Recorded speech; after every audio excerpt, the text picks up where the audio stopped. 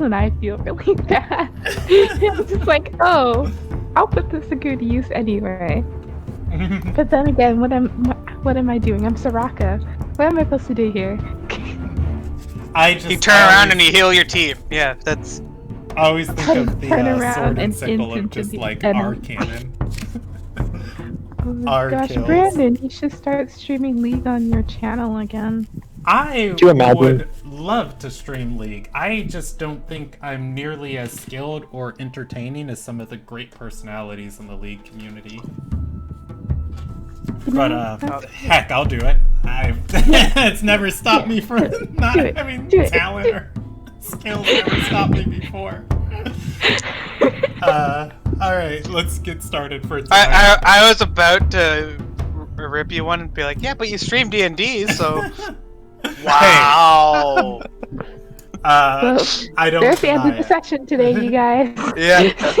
No. Next week. You're amazing, Brandon. We all know it. If I ever get too big for my britches, I pray somebody will tell me the truth. So. All right, we are playing. Oh, hey, hello, welcome to the stream. We're playing Dungeons and Dragons tonight. Welcome to the Ilderon Tales. This is the Scholars, Saga 1, episode 27 of their campaign. Everything you're going to see tonight is live storytelling. There are rules that dictate how some of the roles and things work, but for the most part, the really cool thing about this game is that things can evolve in matters in ways that you never expect.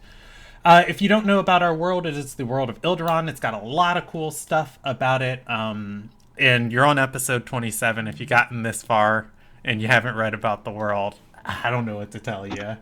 Google search Ilderon. There's a wiki, there's a website. You can read about it and learn some cool things.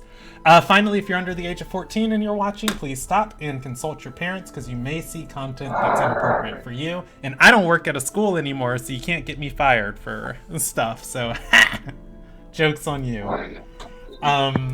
Let's do the recap for tonight's session. Last session started on the 38th of Noble. The party was teleported back to the island of Coven. There they were able to reconvene with their order. They work for an organization known as the Silver Sigil. As we had a lot of new players and a lot of new characters coming and rotating through the group, we kind of did a recap of the Silver Sigil. The characters, only one member of the original group survived, and that was Lex. Azure was reincarnated into a new body. Inazio's body was dead as the party was dragging his corpse through the street. They picked up two newcomers, Aurora and Zacnel, and then Gimple, which is Kayeth's familiar, has manifested its true Fae form as Trevin joining the party and going to the Silver Sigil. An important thing of note, as you guys were walking through the street, lots of people were noticing you guys talking were noticing you guys, and the people were talking and spreading whispers, as there seems to be a constant concern about one of the members of the party. Later on in the session, people found out that Aurora might have some sort of past, either being some famous performer or being some famous or infamous regional personality, which is undetermined. I think one member in the party has insight into it, but chose not to share. I think it was Lex. Yeah, it might have been Lex. It was either Lex or Zacnel who had insight and was just like, yeah, I'm not going to say anything. No, yeah, you're right. It was Lex. From there, you guys met up with your current advisor at the time, who was a lady by the name of Trox, who thought you all were dead. It was Cinder. Oh, Cinder. Yep, you're right. No, it was Simmer. Simmer's her name. Oh, right. Trox is the lady who teleports you guys. They're both tieflings, and so my mind switched them up. Are Simmer. all tieflings the same to you? Jeez, Brandon. All red-skinned tieflings are the same to me. There are purple-skinned tieflings. There are all different types, pink, orange, but both Simmer and Trox are very similar. I think I have portraits for them. But anyways, the party met Trox. She was Simmer, and she was excited to know you guys were still alive. She gave you her cut of the dealings in Dagger Gully, as she got paid in advance before the city was destroyed. Everybody was able to make a nice little chunk of change, at which point Simmer knew her next goal would be related to undoing the damages done in Dagger Gully, and didn't know where to start, and she relieved you guys of your obligations to her. She, with her recommendation, she appointed Lex as your guys' advisor, and passed the information on to her superiors. And so Lex was given a region to work on, the region being Kraylor's Fist. With Lex's job as an advisor is to increase the relations of the Silver Sigil and the leadership of Kraylor's Fist. That could mean replacing it with new leadership that's more loyal to you guys, or becoming friends with current leadership, or however you guys want to go about that task.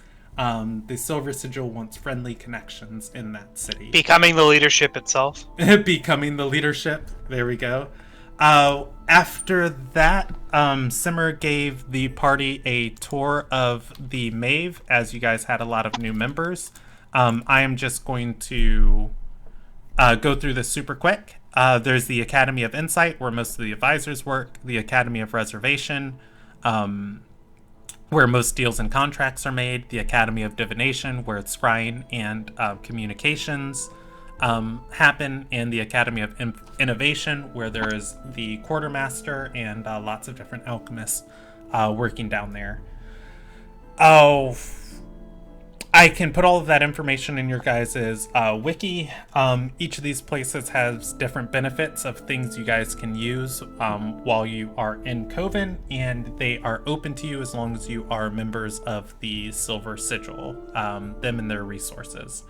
With that, the party chose to... Oh, the party did get Inaziah raised from the dead, and there was a little bit of stuff that happened with that.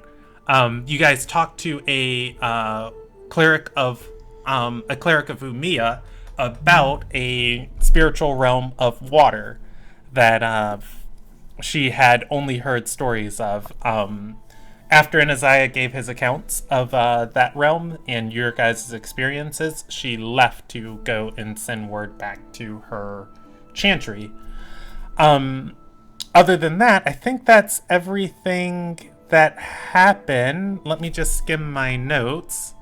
Okay, last thing important that happened last session. Inaziah has, in order to get resurrected, he made a deal with one of the servants of the goddess of death. He has to condemn another soul of the same alignment and creature type to a fate on the bridge in his stead. He was able to leave the bridge if he sends a soul back there in his place. With that, Inaziah was marked by the goddess of death. From there, the party rested up for the day, not for the evening, because it's the morning. The party just took a whole day to rest. And we are going to pick up on Hey, we've been gone for a week. Yeah, that's fine. I gave you guys space to rest. What's up? So just so you know, Brandon, Inaziah is going to be on the lookout for someone of the same alignment constantly. Okay. So, and he will try and remember everyone's alignment. So if you don't want to say it out loud, just send me a DM for it. Okay, I gave you a special action. So I'm gonna have to do that every time? Oh boy. No, Oh, boy. no. Like, if you can't discern someone's, like, alignment as via, me role-playing them, and you're just like, what's their alignment? And Isaiah wants to, like, try and tell, like, how similar their ideas are. If you talk to someone for 10 minutes, I will allow you, as a bonus action, to make an insight check to discern their alignment. Okay. So, otherwise, let us jump into tonight's session. So tonight's session is actually going to open on the 38th of Noble, late in the evening. And it is going to involve one of our party members. And I'm not going to go through this entire experience again, but I am going to do my best to describe it for the rest of your party. If at any moment you want to jump in, you're completely welcome to, okay? I am cool. All right. So in the evening of the 38th of Noble, everybody finally goes off to bed in their various ways, resting up from the difficult travels that you guys have had. Aurora specifically is going to lay down and go to sleep.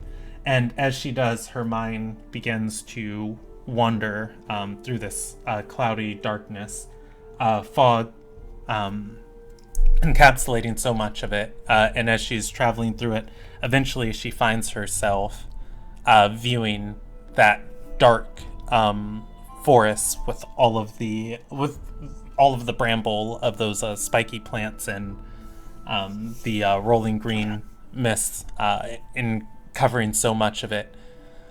The mist itself seems to form into the shape of Aurora's body, and after a moment, Aurora feels herself solidify and a cloak falling over her. Looking around, you can see dozens of other people, possibly hundreds of other people in this forest at different points, all materializing in the same way. As the cloaks fall around them, they put up the hoods and walk deeper into the forest.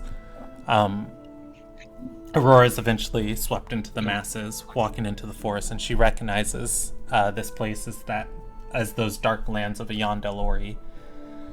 She arrives at a fountain where a stage has been built around it. It is very similar to that fountain you guys saw in front of that ruin structure near the river, where Azure played hide and seek. Instead, No, it was tag and, tag. and 2 truths and a lie.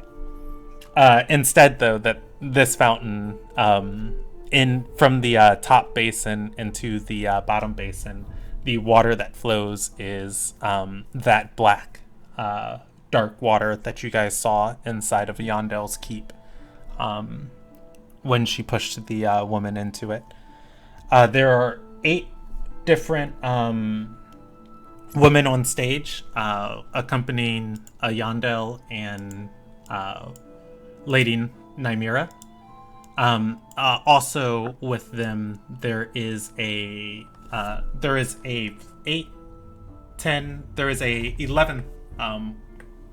11th girl that you guys do not recognize, or that Aurora does not recognize.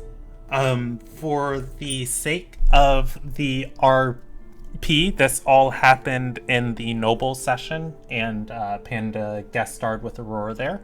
If anybody wants to watch the exact events unfold, that video will be going onto the YouTube channel at the end of this weekend. But for the party and for Panda, your notes. These women describe that they have finally acquired their vessel. And there's actually very specific notes that I had on this where I had what they said on stage. Panda or Aurora? Aurora. Panda is controlling the character Aurora. Oh, correct. Okay. they go through the things that were promised to all of the people here, and they explain that some people here are following out of devotion, some people are following because they've been promised wealth, status, or power, and in many situations those have been given and delivered. Some people have served their purpose and others have yet to. Each of these 8 women on stage manages a different region of Ilderon and administering the Daughters of Gindawai's goals. For the people who have yet to serve their debt, they are to walk up to each regional advisor and get the tasks that are required of them. And for those who have served already, to stay put, as they are going to receive an award. There is something very similar to what swept over the party in Ayandalori that is brewing in the inner sea right now and is expected to make landfall by the night of the 39th of Noble, moving into the 40th of Noble. Of 20,000 additional souls have to be claimed in order for their next step of their plan, as they have a vessel that can house the soul of their god. But more people might be killed in the coming event. In order to protect yourself from that, they have given each of the people who have paid their debt a very specific flower. Attached to the flower, it is a black lily. Attached to the flower is a scroll that is tied to it. It has a recipe. You are to take the people that you care about, or you're to follow the recipe, brew the concoction and pour it into soil and plant the flower in that soil. And you are to take the people you care about and sleep around the flower on the night of the 39th, and you will be protected. With that, as everybody is given out, everybody is given one, the different other people have received their orders. Ayandel waves her hand, and people begin literally dissipating, their forms fading to mist and fog. Aurora, you wake up on the 39th of Noble, and clutched in your hand is that black lily with the scroll tied around it. For everyone else, everybody wakes up on the 39th of Noble, and I believe you all were given space inside of Coven. Let me...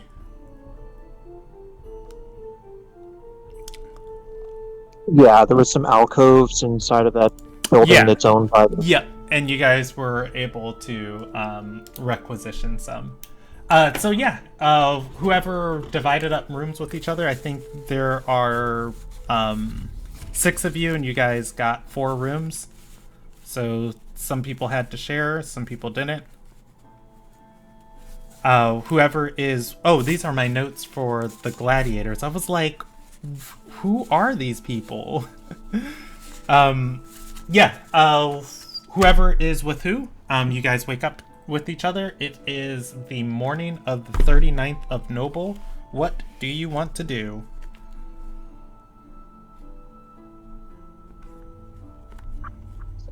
I don't know. Okay, I can give suggestions if that necklace in now? hold on, let me turn you up, Steve. You're a little bit fuzzy for me. Can you say that one more time? Perhaps we can turn that necklace in today to that crypt. That was one of the things. We were given a task by the leader. What was the task again? I can't find my notes. Andis Wetchard gave you guys the task of gave you guys the task of increasing the Silver Sigil's relations with Dagger Gully. Not with Dagger Gully. The Silver Sigil's relations with Kraylor's Fists. Yeah, with the lady that Shield hand. Yeah, the shield hand.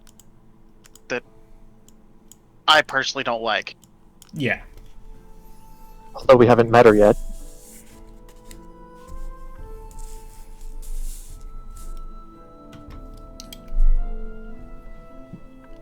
So, and we don't know what her fate was in Dagger Gully either. Oh, you don't have all of the information, but for Azure and Isaiah and Lex and Aurora, you guys did see the Shield Hands ships retreat. Oh, and then you also, when you spoke to Yandel, she told you guys to tell the Shield Hand to stay out of her affairs. Presumably, the Shield Hand is still alive.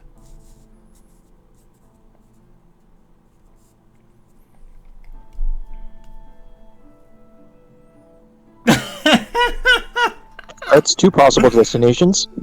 Yeah. I'm sorry, I was just reading my card and I have a note. Azure has a butt tattoo. It's like, why did I write? Oh, I remember why I wrote this. She does. I'm sorry, Left go ahead. cheek. Left cheek.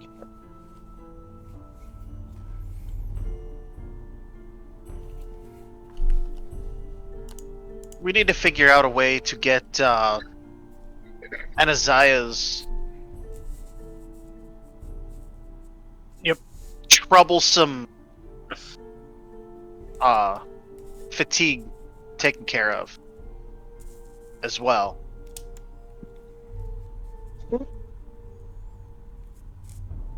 Because you have 2 points of exhaustion now after a long rest. I think I'm at 3. I started with 4. Yeah, -3 to all rolls. Oh, I think, didn't you tell me you were going to go to counseling yesterday? Yeah, but I think it was, like, after, like, the sleep thing, I think, because I was only told about it, like, last minute. Okay, fair. Yeah. Mm-hmm. So it might not have been something he did that day, but I think he did a lot of reading, mostly. So I'm assuming some of the counseling would be today. Okay, yeah, it's voluntary if Anaziah wants to go to it. But yeah, you are. He might walk out and leave, but yeah, he'll go to it and see what's about. Okay, is that the first thing he's tackling this morning? Wouldn't be the first thing, but I can't think of anything else he'd do except for like normal morning stuff. Okay, Panda, I heard you saying something. I have to get stuff for this recipe. Unfortunately. Okay. You looking at the Black Lily, and then the scroll attached to it. Oh, other than the lily, the rest of the ingredients needed are fairly common to find across the world. You're not looking at anything that's going to be like hike to the top of a mountain and pull a fern off of this one singular tree. Good. Damn it! I've barely 24 hours. Gosh. Yeah, the hardest reagent has been provided to you.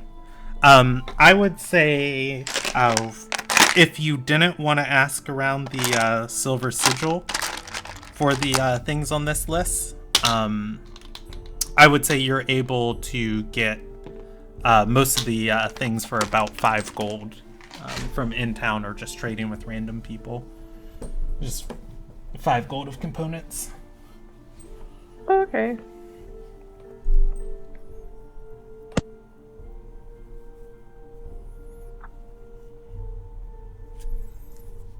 So does Aurora want to go do that? Yeah. Okay. Are you going to requisition them from the quartermaster, or are you going to go in town and try and trade with people?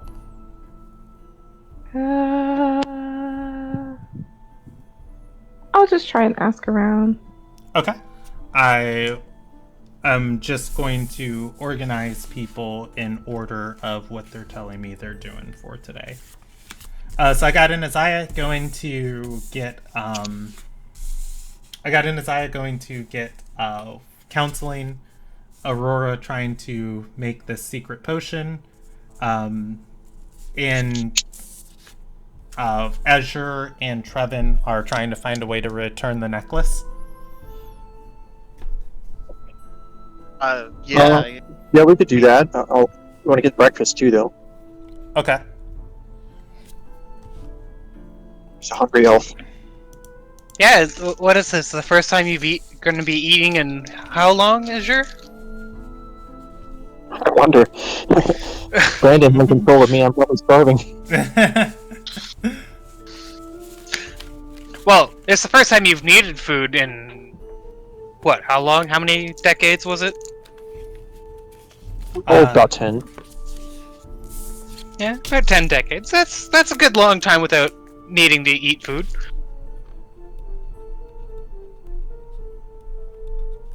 Yep. All right, and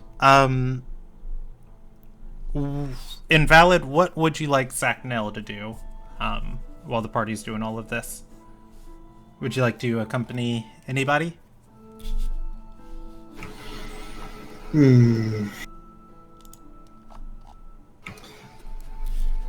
Aurora said that she was going to try to acquire some stuff.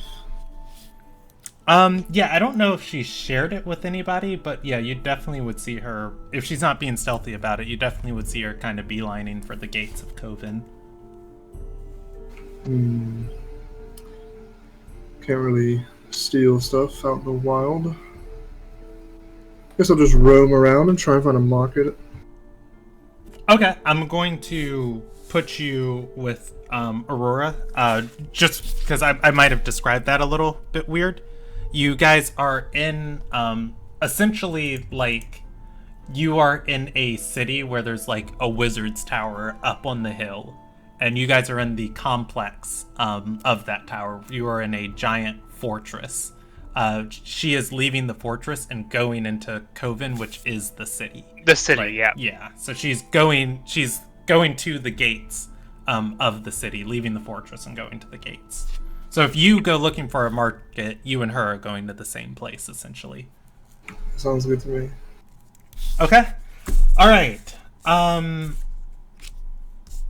Let's. Who do I want to tackle first? I think I want to go with Anaziah first. Just there you go. You're the first person. Give me something, so you're the first person I will tackle. As you go to get counseling, let's see. Oh, well, thank you. Hello, people. Wait, what was Lex doing? Well, Lex didn't give me an option, but I was gonna come back to that. Annie, was there something? Probably doing paperwork for a new promotion she got. Yeah. Was there something? Probably, honestly. Well, Not see, really. Lex. Here's pretending to do paperwork for a new job. And they still can't read. here's the thing. Well, you know, we'll just jump to this right now, because I was going to tackle this with Trevin and Azure as you guys are like eating dinner or eating breakfast, and you know, talking about making this plan. It's going to just become very apparent to both of you that you know, before, when you guys had to go and travel great distances, it was always your advisor who got you the requisition to use the teleporters and the people capable of teleporting you places. So in order to, you know, pursue your plan, you guys have to convince Lex of it. We need Lex, yeah. That's so funny. You have all the power now, Lex. So I will put you all. We'll start with them. I'll put you all in. Let's see. You know what? I never put where a dining area would be in this place, but there would be areas where people eat and convocate. I'm gonna put a dining area attached to the grand chambers. You all are in an entrance area to the grand chambers. Servants of the Mave will come here and prepare meals at different times for people within the quarters, or for people within the complex. And I'll roll you guys a die for, surprisingly, you guys have a large amount of privacy here. I imagine that like all of these different waiting rooms would be for like people preparing to go into the grand chambers for like a vote. And especially, people who want to do something to like conceal their identity, or some sort of like dressing room before you go in, because having like that sort of just additional area to kind of like mask yourself before interacting with everyone would be very important to just the continuation of the Silver Sigil and their not discretion, but their covertness. No one member ever has all of the pieces or knows all of the pieces. So even when you guys were like in the grand chambers, I guess it wouldn't have been like a wild thing for people who are arriving, to craft some sort of illusion for themselves in these small rooms beforehand. Anyways, you're in a small room. You got a little meal served to you.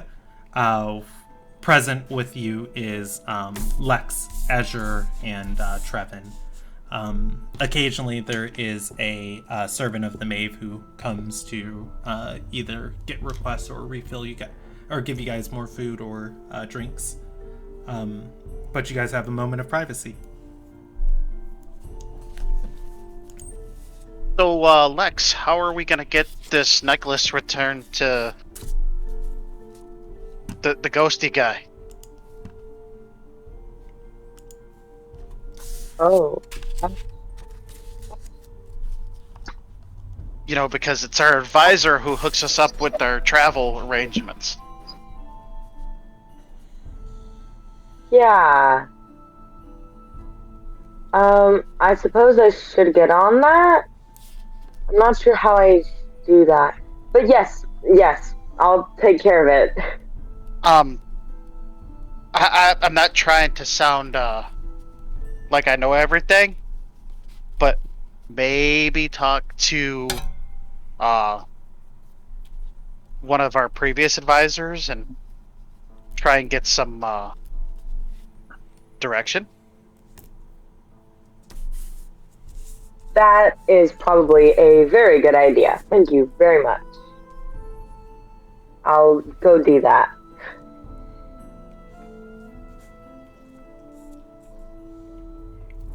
Okay, you're gonna depart, Lex? Like, Yep. maybe Kaiath can help you out with that since he's been around for a little bit. Also, just you could probably ask Tox to do things for us, like just send us as close as possible. You guys did play matchmaker for her. That's right. Yeah. Wait, did that work out? I forget. No. That's what I thought. In fact, I remember her getting quite pissed off.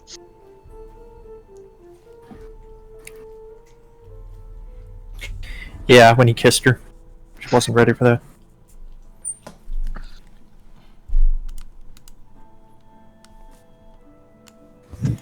Yeah, Do you want us to go with you, or you got this? I think I can go on my own. Alright, I'll eat more. Alrighty.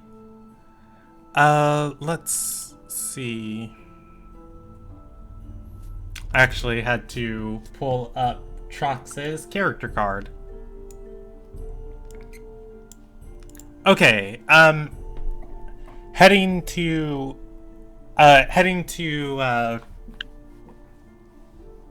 the Academy of Insight. Or, I'm sorry, the Academy of Divination. I'm not going to make you roll for finding Trox's office.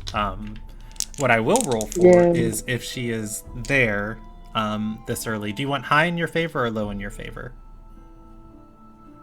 Low in my favor. Okay. Surprisingly, when you head into the Academy of Divination, you head up to the quarters where Trox works with all of those different scrying basins. You are going to find her up there this morning alone. She is tending to the basins, cleaning out some water in some of them, and has a pitcher to replace what's needed in others. She's going to look up at you, and let's roll her a disposition. How's she feel about you, Lex? She's going to roll her eyes immediately as you step in and say, "Tell Anarelus that picnic was awful and I'm not interested in another one." I'm not here for him. We just need some help from you. She's going to stop for a moment and tilt her head and say, "Help from me? I heard you all were dead. Surprising you all got back from Dagger Gully. Nobody else was able to get out of the city. How'd you do it?" It's a really long story that would take a really long time to explain. And anyways, that's not important. We're alive. It's good. Everybody else is dead. I'm still alive though, so that's good. But I need your help for teleportation, please. She's going to roll her eyes and say, "I can't just do it without an order from your advisor." He is our advisor. As I just kind of nudge I nudge Lex in the back. I'm our new advisor, so yeah. Her smile is going to grow, and she's going to say, "Oh, wow, so quick into the position. Well, I will bet 10 gold from your vault that you probably don't make it back from your next mission." Sure. She is another wicked smile is going to grow across her face as she offers her hand forward and says, "Well, wherever you need, the sigil is at your disposal. And I will roll one more die." As she puts her hand out, hold on, before you do that, as she puts her hands out, Trevin pulls out 10 gold and puts it in her hand and says, "Deal." All right. Let me write that down. That bet with Trox. I'm gonna put it on the back of your card. Bet with Trox, 10 gold. Lex fails. Yeah. Now, I think, well, I mean, Lex has really good luck for being a human, so I think they're doing okay. well, I also like this, though. The bet was made, not realizing that Lex's next mission is simply a delivery mission. I know, that's why I was That's like, why I made the bet. I was like, I mean, I don't think I'll die. It's like, walk down here and deliver this thing, and come back. All right. She's going to say, unfortunately for you, my Q is rather high today, but it does not require my upper level magic. Just moderate amount of scrying that I have to take part of. Where do you need to go? Sleep forgot the place to go. Out of character. I think I have it in my notes. Give me a second. Yeah, if you don't remember the place, I'm gonna say so much has happened to Lex that, she might be struggling to remember it. I'll give it to you on a history check at DC 10. Yeah, I'm just gonna look like super quick. Yeah, I don't have it on my notes. I'm just gonna do a history check. Go for it.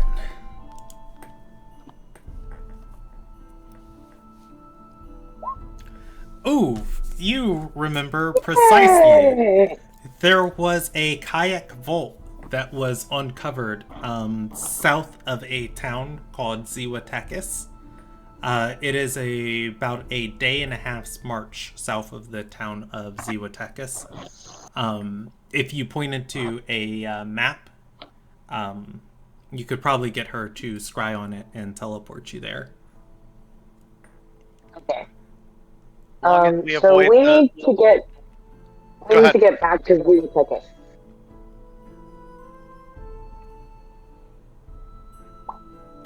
I will let that stand, Lex. Is that what you want to go with? Back to s1ep27? Because it's a day and a half's march south of s1ep27.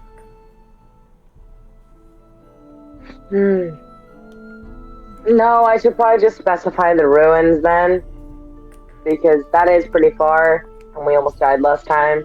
Yeah, it's not a bad thing to have her teleport you to s1ep27, especially for lower level adventurers, because if she messes up the teleport or something goes wrong, you guys can die in ethereal space. Yeah. But now you guys are a little healthier, a little better at what you do. You can take a couple mishaps.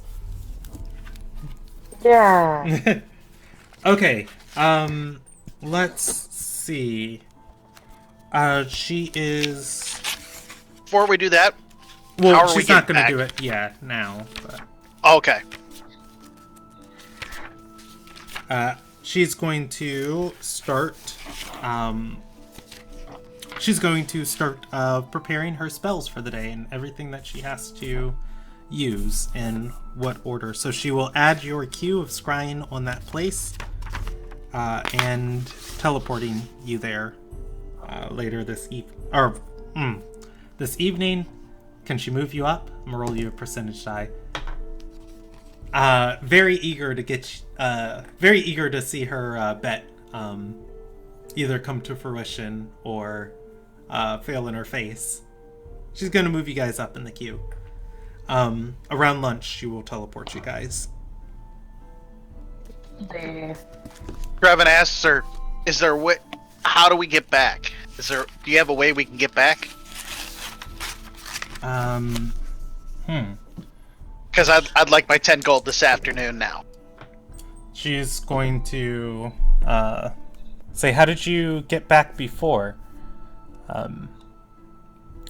Was it? I'm pretty sure it was." And she's going to say, "Wasn't it I who picked you up from the Warforged?" No, I wasn't there. Yes, I believe so. She's going to nod and say, "As long as you all are in some place where my magic can reach you, if you send me a sending and I can scry on you and I have the availability, I can send agents to retrieve you or come myself." Well, wait. Okay, I guess I'll have to prepare that spell then. Luckily, I haven't prepared. I had one spell slot or one spell preparation that I didn't choose yet. So sending it is. She's going to say, "Or if you all have anyone capable within your ranks of able to do more powerful magic, I can give you a scroll of teleportation circle that leads to our gatehouse." Last time we used that spell, it didn't go so well. Yeah. As in, it didn't work and we failed. she's going to nod and say, you should spend some time in the library studying. Studying is for nerds. Points to the group name. At which point she'll What's shrug. the group name again? I forget. We're the Yeah. scholars. Oh, the scholars. Yeah. Okay. But She'll shrug. I'm a divine caster, so I don't study per se. Do you guys have anyone in your group capable of 5th level spells? No. Okay. 5th level spells is next level? Yes, it is. I don't think Azur would be anywhere close. He's a split class. Okay. And even if you weren't to split class, a paladin is only a half caster, but a bard is a full caster, so... Yeah. If someone can find their total EXP and put that in Discord for me, that'd be nice. Let's see. Take Panda's EXP minus 1,000. Okay. Got Panda. Panda, you're at 42,687. So 41,687. Thanks. All right. So Lex, if you give Trox the order, she will teleport you.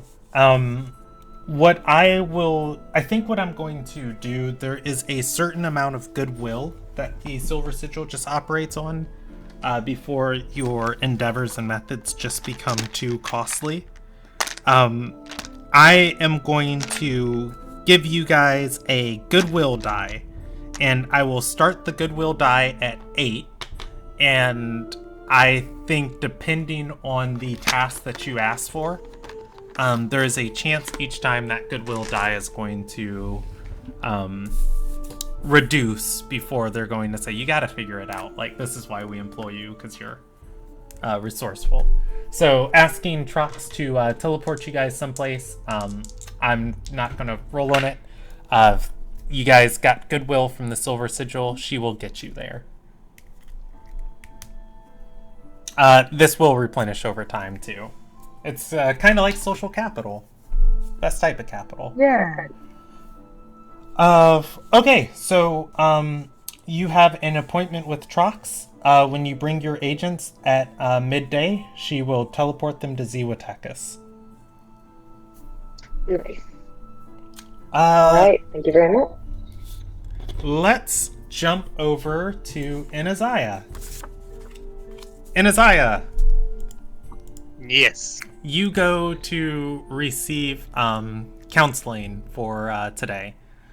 There is a Dwarven woman here in the quarters, and we'll put these in the Academy of Reservation. And we're gonna just roll a spookiness check for this. You know, this would be a real soothing place. The waters of the river running down, you can hear them in the distance. Skalinen's office isn't too far from here. But the only thing that just kind of stops that soothing atmosphere is the screams you hear echoing from the dungeon. As this lady's office is going to be awfully close to it. Okay. As you step in and talk to her, we can roleplay this if you'd like, but it is a counseling session. She asks you about your experiences, asks you to talk about them. How much is it like therapy as opposed to how much of it like how to deal with it? Like, what's the percentage? I want to hear a live D&D therapy session.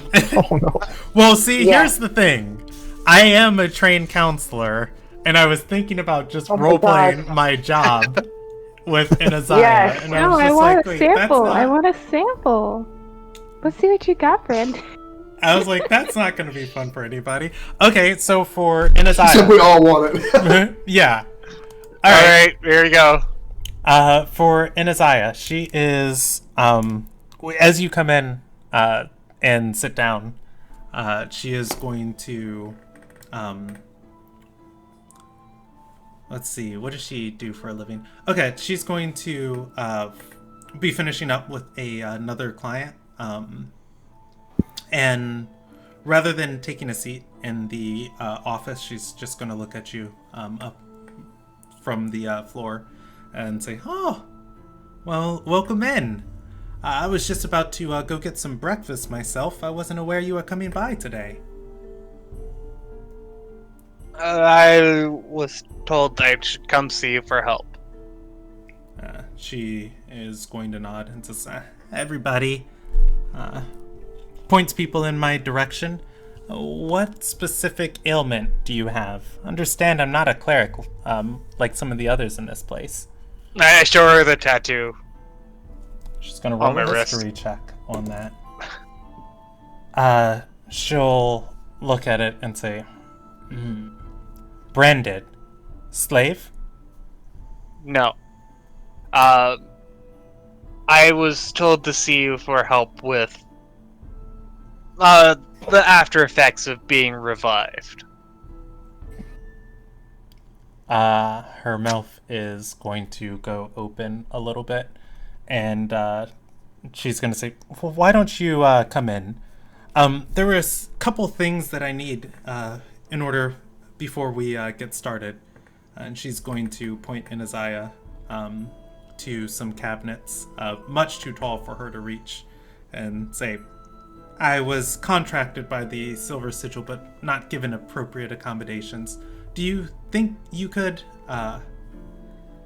And she points to the cabinets.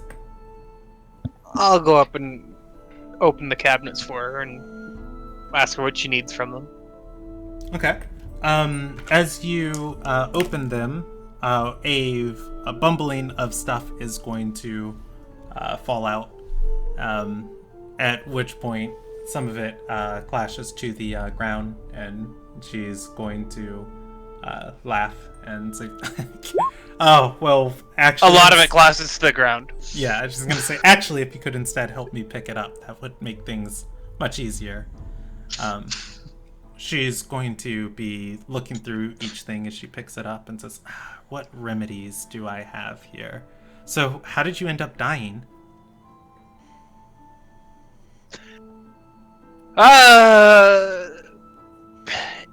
In an attempt to escape from prison, transformed into a fly to fly into the guard's nose, to transform into a bear to explode their head so I'd get out. Didn't work. Got hit by a magic missile and died.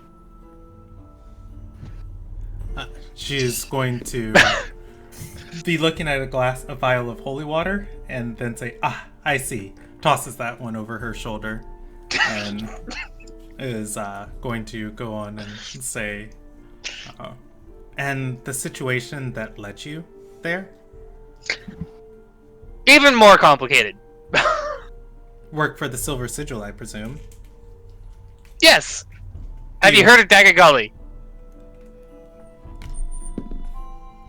She's going to say, "I have not worked with anyone from there, but have you heard of the event that happened recently?" You got out.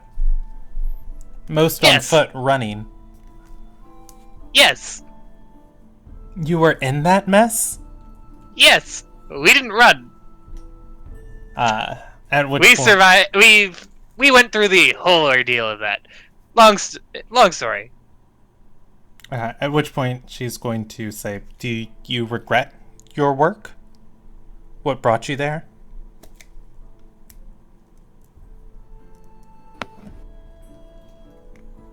No. And what do you think's going to happen next if you stay working for the Silver Sigil?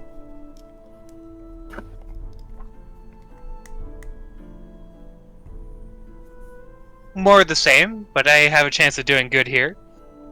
Is it frightening?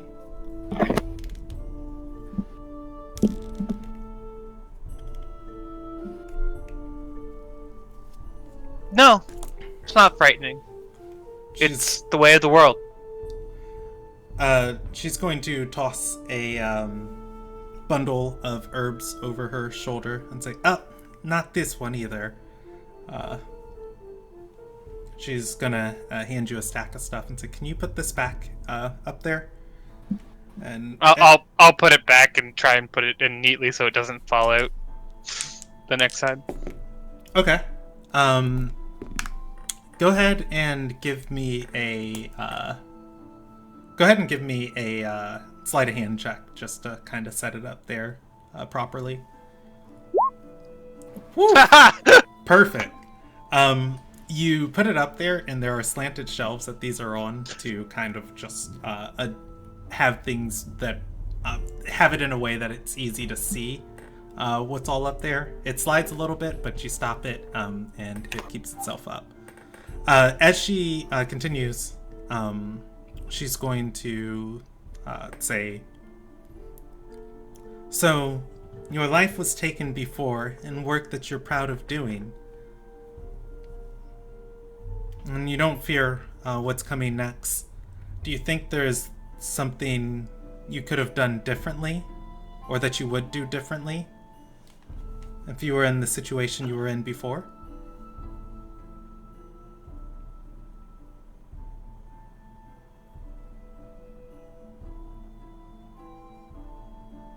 With knowledge I have now, yes. With the knowledge I had at the time, no.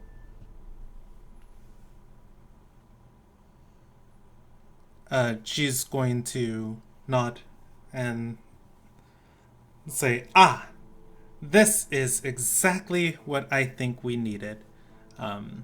She picks up a device off of the ground.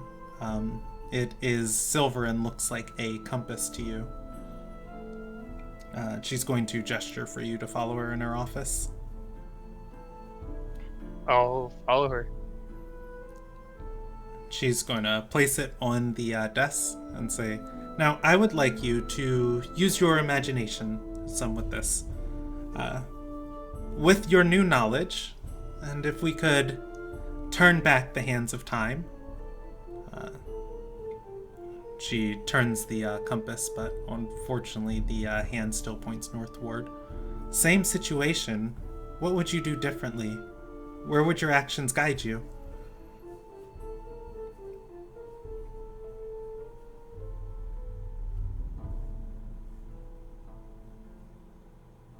Would have tried to focus on the weird magic that was going on. I thought I would had more time to research and study it.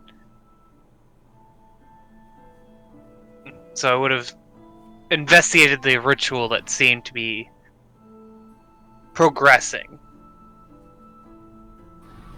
She's gonna nod and say, "I've heard stories on Sigil, an entire city ripped off the face of Ilderon in mere moments.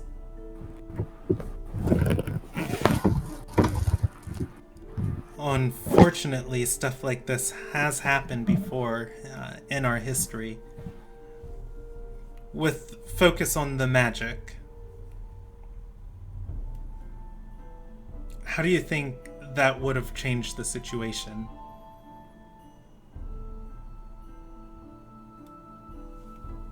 Well, if I could have figured it out and figured out how to stop it, the city, or the inhabitants of the city, wouldn't have had their souls ripped from them.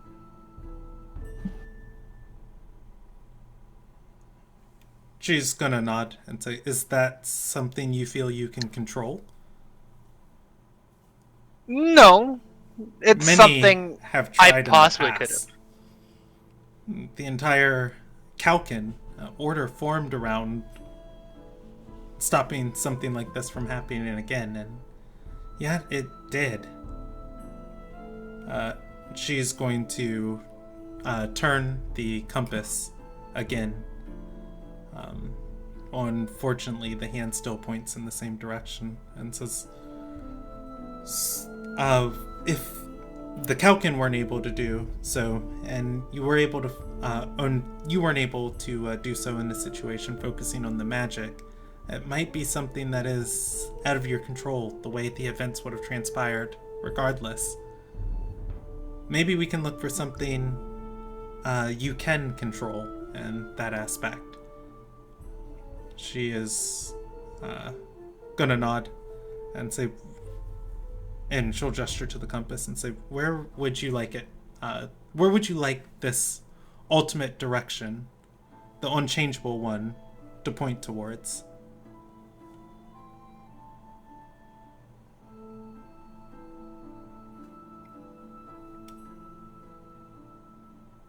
I don't know. A brighter future. And what's that look like?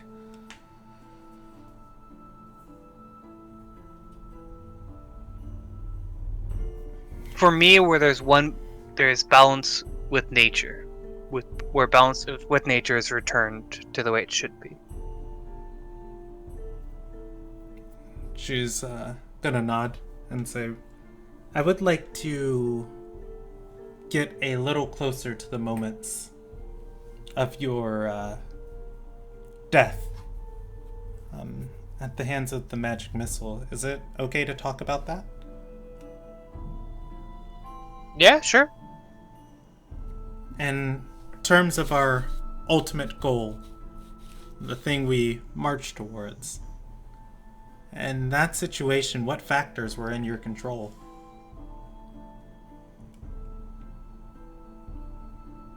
Not many.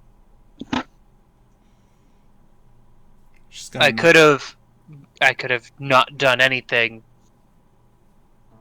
and then tried my fate with the people who have, at this point, destroyed the city, attacked us, knocked us out, and imprisoned us. She's gonna nod at that and say, it's... Sometimes we find ourselves in situations that are horrifically difficult, in which our path to our goal might be... we might not be able to see it. And unfortunately, in those situations, there might not be a lot of things that we can control. But what we can always control in those is how we respond to them. She's going to look at the compass and then look at you and say, one of the reasons why I like this is because it helps guide me in difficult situations. If you let your mind be like this compass's hand, I can't promise you'll never end up back on Skalenon's table. And I can't promise you'll have an easier life. She's going to shake her head and say, I can promise, though, that more things within it will be within your grasp as you allow your actions and your alignment to constantly move towards the thing at the end of your path. That one being our goal of nature. So again, she's going to take and flip. Your work for the Silver Sigil is something that you're proud of? An ability to combat this magic? What happens if we never find the solution to something like this? Well, I would have tried. I'd have done all I can. She's gonna nod at that and say, I don't know if you are in requirement of my services.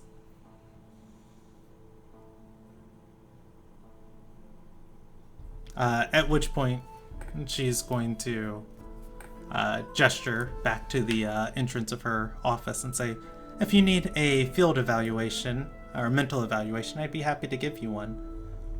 But so long as you keep your mind focused and you know that failure is And you know that failure is not the end of your story, but just something that is going to impair it.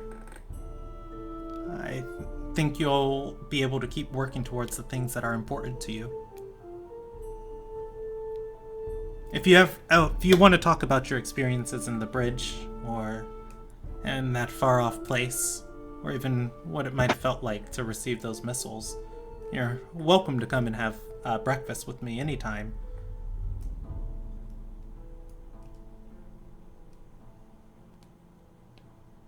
Okay.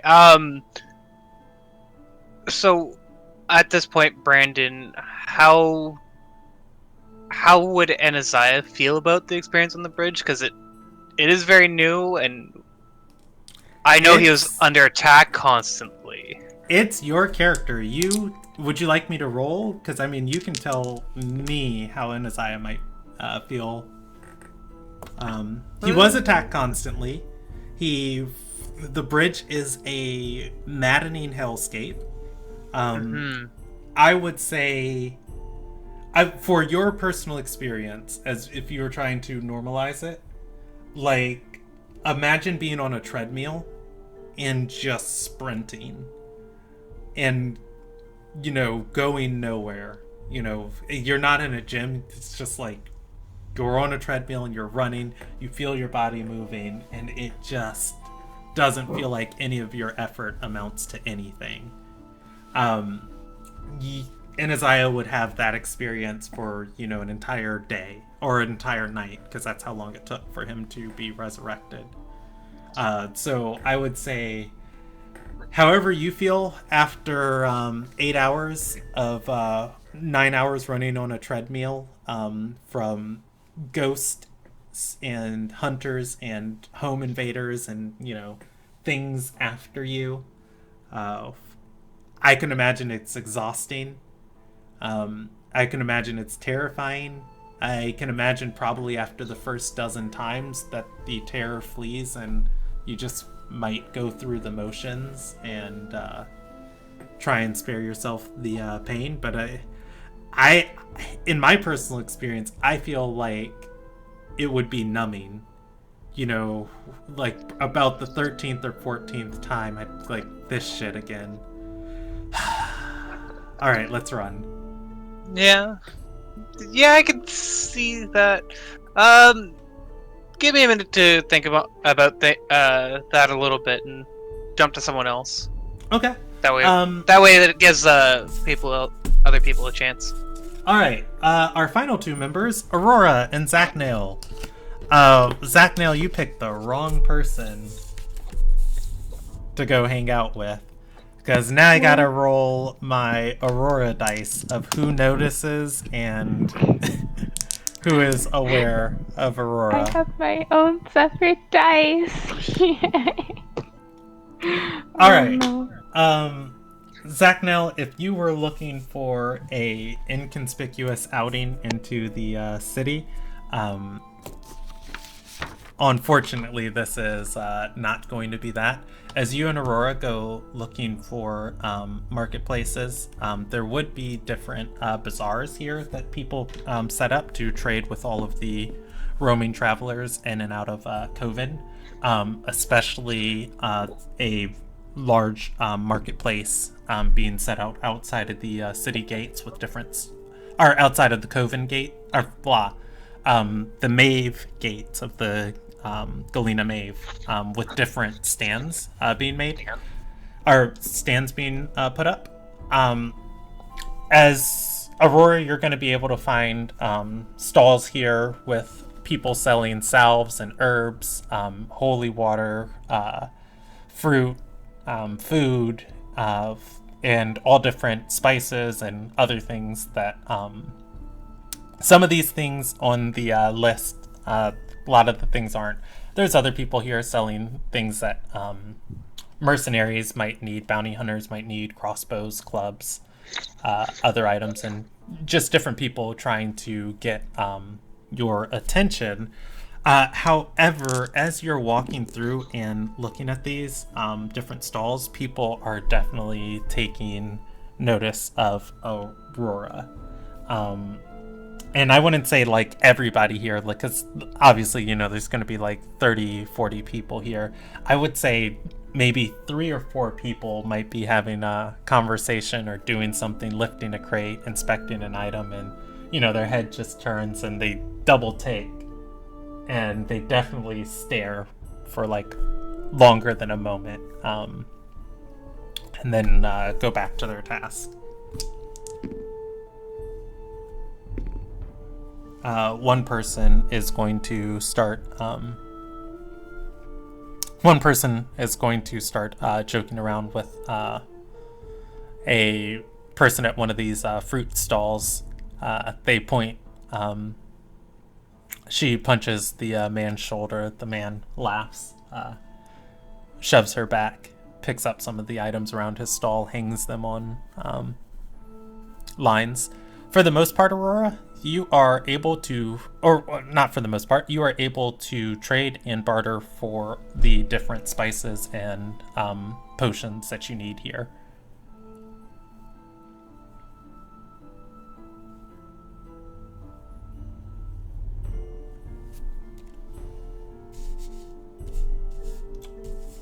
Do you guys? She's alive. Indeed, I am. I just don't know his name. I don't know what I'm trading for.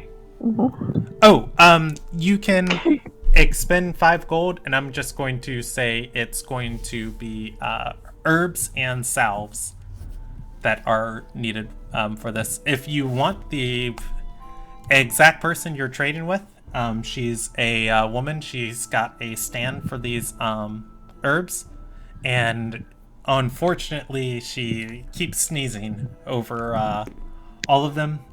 The goods, though, seem to be undamaged. She's got bundles of fresh herbs. She's got dry herbs. She's got salves of things ground into mush, extracts from plants in vials that looks like milky sap.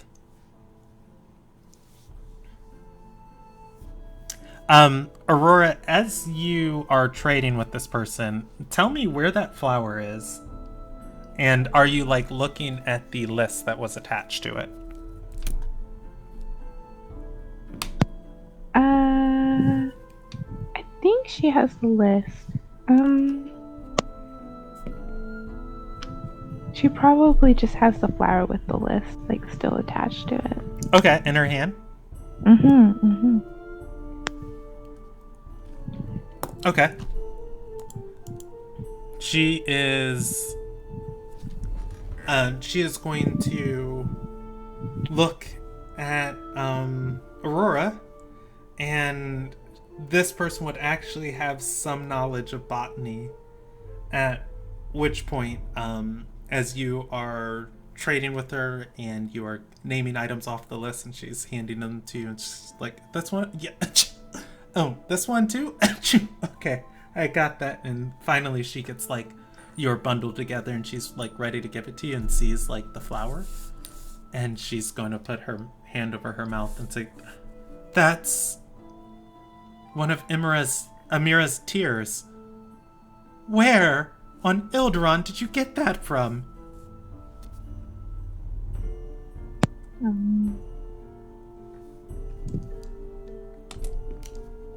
Found it, I guess. Kind of just popped up. Roll me a deception check. Alright.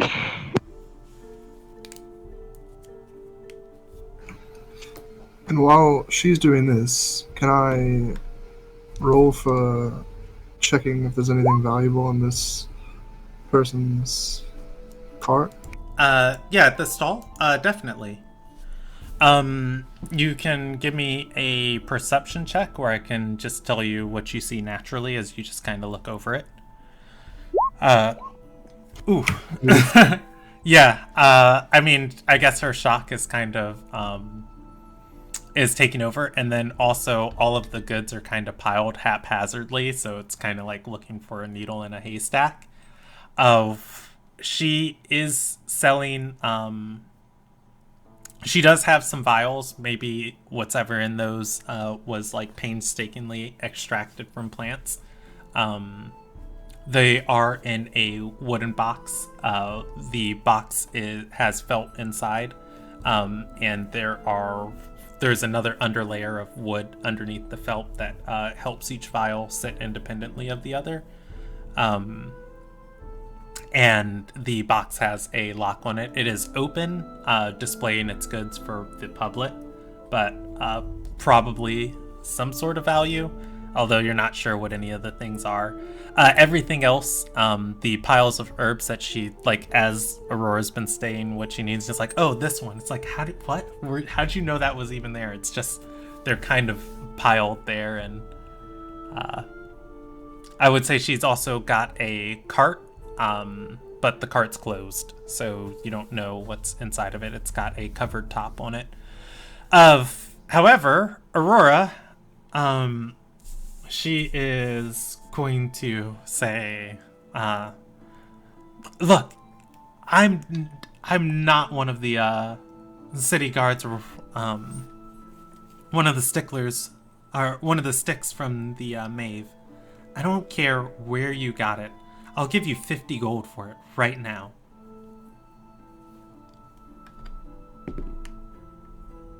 $50 gold. 75. Unfortunately, I cannot do that. First of all, it's none of your business what I'm doing with this in the first place, nor how I got it, so I will have to politely decline. Well, now I know that she's got 50 gold and 75 gold on her, so...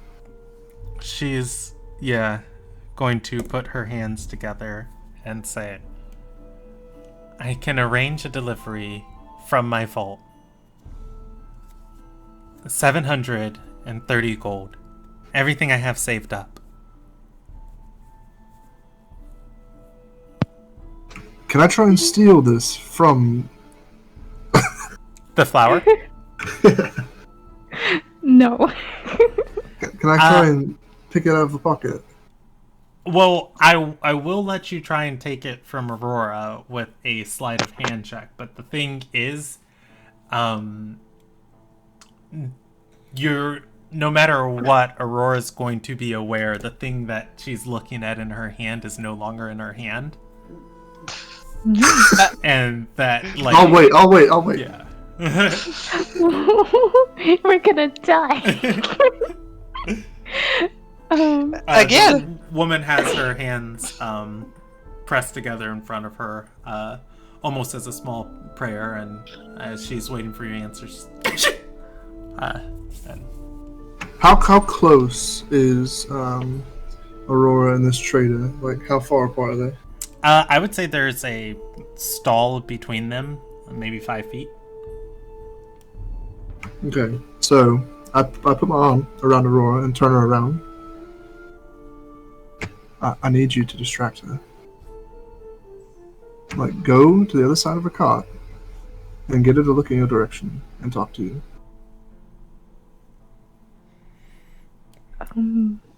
I guess I can try. What is the reasoning for this? You see those vials in the box on her cart? Mm-hmm. I want those. And how about you pay for those like everybody else? How about I take 2 and I'll give you 1?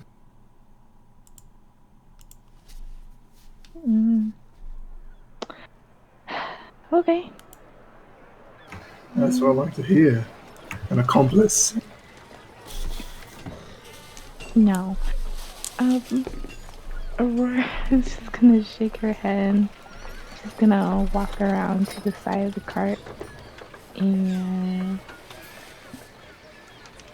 she's gonna ask, why do you want this flower so badly?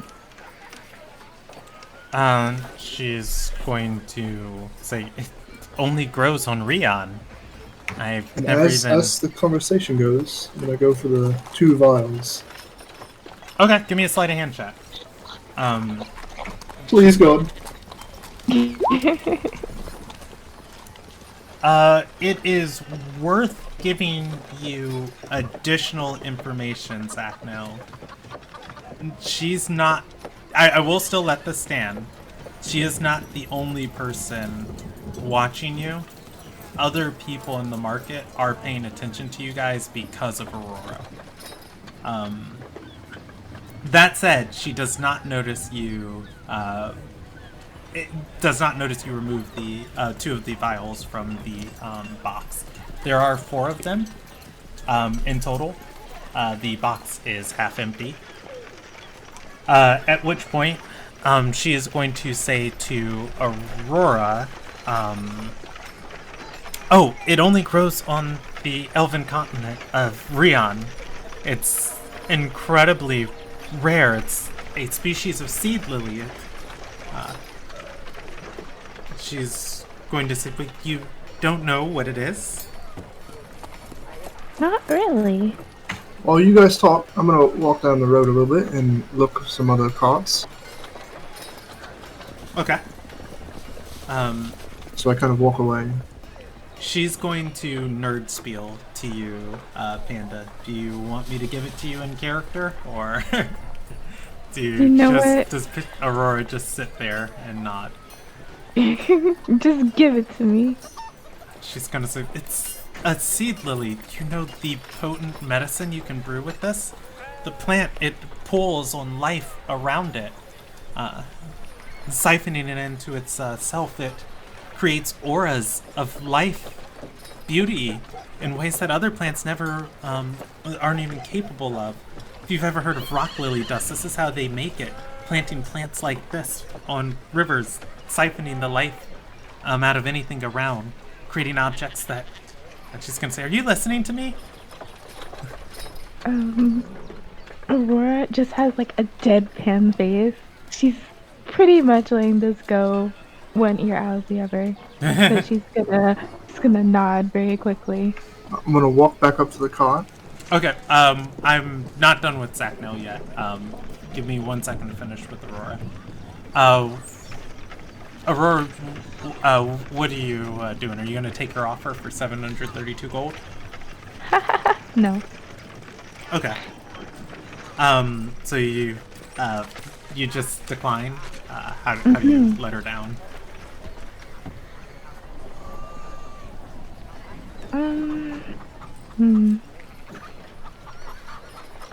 Aurora's gonna say, "Oh, unfortunately though, I do really need this flower.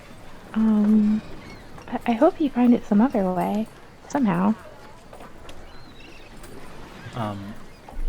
She's going to nod, a little disheartened, but alas, gesture to your bundle of herbs and say, "Alright, go ahead and take this stuff. I wish you good favor in whatever you're doing with that." At which point, you can exchange 5 gold with her, and you have the recipes for your potion. Yay! That said, Zachnel, as you walk away from the cart, 2 people are going to approach you. It's the woman and the man from the fruit cart. They're going to say, excuse us, sir. Could you settle something for my idiot friend here? He thinks that's a member of the Scarlet Oswith." He's going to say, "I'm telling you, I saw them perform when I was in Beechwood Retreat, when I was on shore. It's her." She's going to look towards you and say, "Could you expel him of his illusion?" So you have a bet. What is this bet to you? Is this 5 gold or 10 gold? She's going to shake her head and say, "No bet. Just spending the day with him, and he's on about his nonsense. I don't want him going and spreading any crazy stories of our affairs here today." He's going to say, "Look, she's here visiting the library. I'm telling you, we should just go up and ask her." I'll just say that she prefers her privacy. At which moment the woman's gonna say, "No way. It is." I do not confirm nor deny anything. She's gonna lean forward and say, "Does she really eat people outside we've all of the eaten Beechwood Retreat?" things. The man's gonna say, "No, those are just rumors."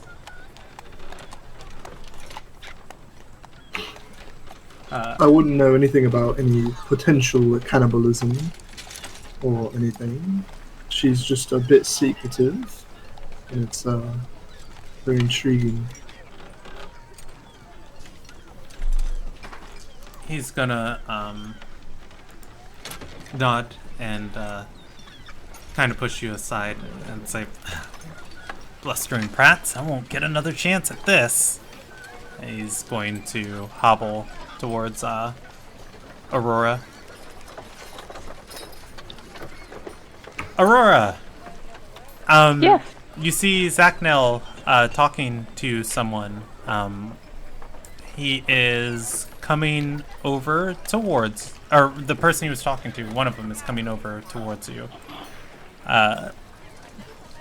He's, as the person approaches, they are going to pull off their hat, nod a little bit, and say,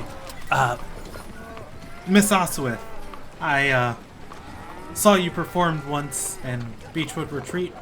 Voice like angels, all of you. The goddess's servants, each and every one of you." Can I kind of like cut in front of him and start talking to the merchant again, the herb dealer? You can. So I pull out the 2 vials and brandish them, and kind of like wave them around, showing her that I have them. Okay. And I mean, she's going to definitely take notice of them, then look down at the box, and then look up at you. Her expression furrows. You see, I took these in 2 seconds while you looked away to talk about a flower. Now I can teach you in 15 seconds for 5 gold how this can never happen again.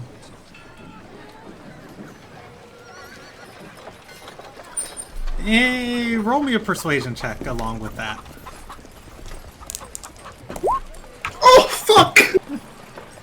She's going to, like, she looks at you for a second and says, "Or, we can not report you to the city overseers, or, to the city overlord's guards."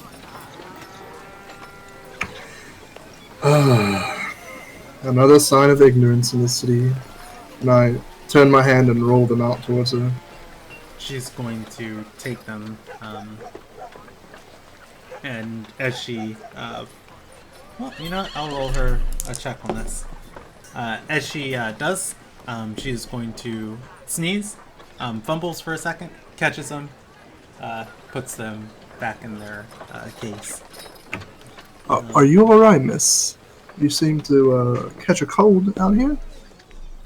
She is going to shake her head and say, "Mulling some of these, it just gets all in my sinuses."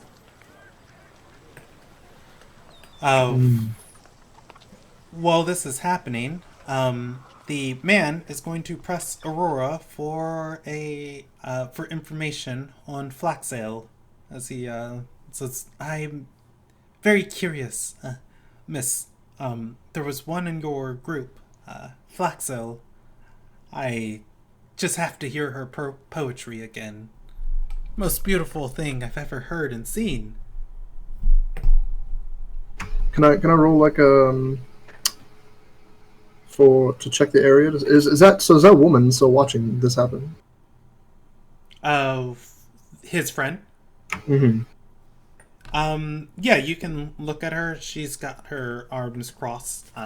She's kind of unhappy to be right, or to be wrong. But she's like staring at this happen? Yeah.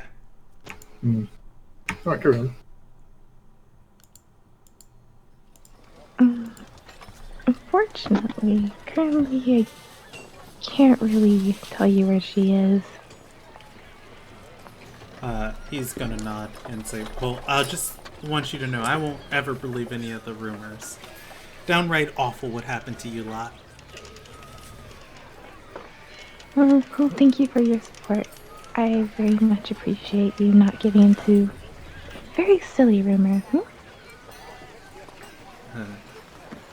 He's gonna nod, and as he stops, he's gonna say, you know, I've got a book of travels for the Chantry. If I could just get you to write a Nali Palia in it. I know it wouldn't mean much to others, but I'd greatly value it. Since you don't believe such rumors, I'll do it for you for a favor. Aw! He hands you his prayer book. We'll write in it. What do you write? That's a good question. He asked you for a religious poem. The poem he asked you for is basically like a haiku. If you Write a demon summoning ritual. Writes a demon summoning ritual, winks, walks away. don't believe the rumors, also it's like, is this infernal? So while she's writing in that book, Go ahead. I'm gonna walk back to the friend who has her arms crossed and look back at them exchanging her writing and him, like, kind of, you know, whatever he's doing, staring at all or whatever, and kind of bring up some idle chit chat as I go for a pickpocket. Okay. Go for it. Give me a sleight of hand check on her. As you sit and talk to her, she is just going to be just talking about how distasteful it is to grovel over people. And it's just like, honestly, could you imagine anybody really debasing themselves so much? I couldn't. It's quite a scene, especially out here in the public market, you know. Out of the things in her pocket of value, I will give you a option. You feel a small coin purse, and you also feel a hard gemstone with a chain on it. Gemstone with chain, that's probably a bit. I have some class. I'll take the coin purse. Necklaces and such are usually personal. You are going to make off with her day's earning. She has traded about 34 silver worth of fruit today. That you can add to your character sheet. She does not seem to notice, as she's just at the person, or at her friend, groveling to Aurora.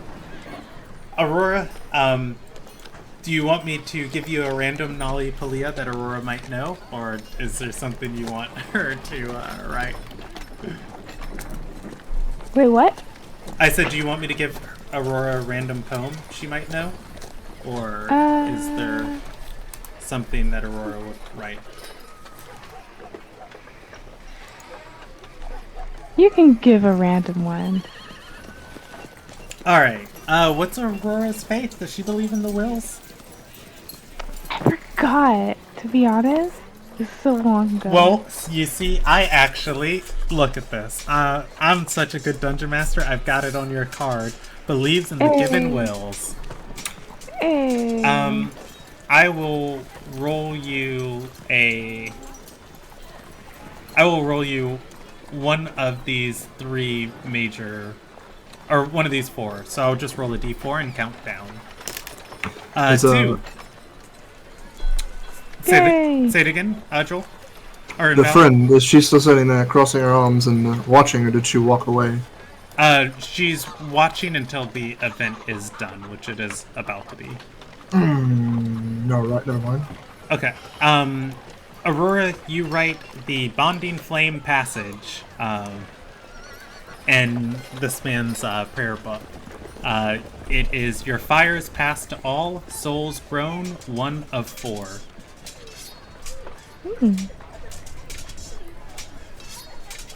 Oh, that's actually barely even an Alipalia. Cool. All right. He's gonna look at it, and he's gonna say, "I like the set you did in Beechwood Retreat better." But he's gonna smile, nod, walk away.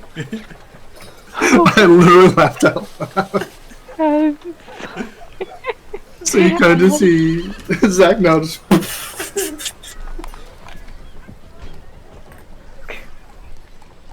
Oh gosh, Aurora's just gonna shake her head.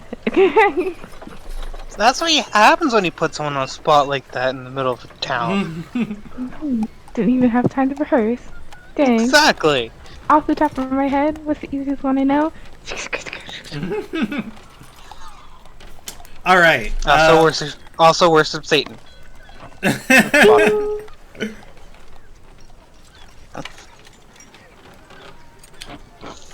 Actually, hold on. I can put what this is in your guys' chat. So, I'll put this in the Scholars chat, because it is on the wiki. But anyways, Aurora, you are able to get your ingredients. Zachnel, you are able to acquire a little bit of gold. As the man gets his poem from Aurora, he is going to start walking away. His friend is going to smack him playfully on the back of the head, shaking her head. He holds it up. She reads it, squints, shrugs, scrunches her eyebrows, shrugs, so just like, it's not that impressive. Can't You know win. what? Actually, Aurora, give me a performance check for how beautiful your signature is. Like, if Aurora has any calligraphic autograph. Okay. And here comes the one. Okay, so she is going to still keep the shrug, like, that's not that impressive. But it's also going to be a deception check now, where, you know, she kind of plays it off. Like, it's a really, like, the poem might not be good, but it might as well be art of Aurora's signature. Hey. Good signature. You could do that. How the fuck not you that pull that off? I have decent rolls. You scared of me.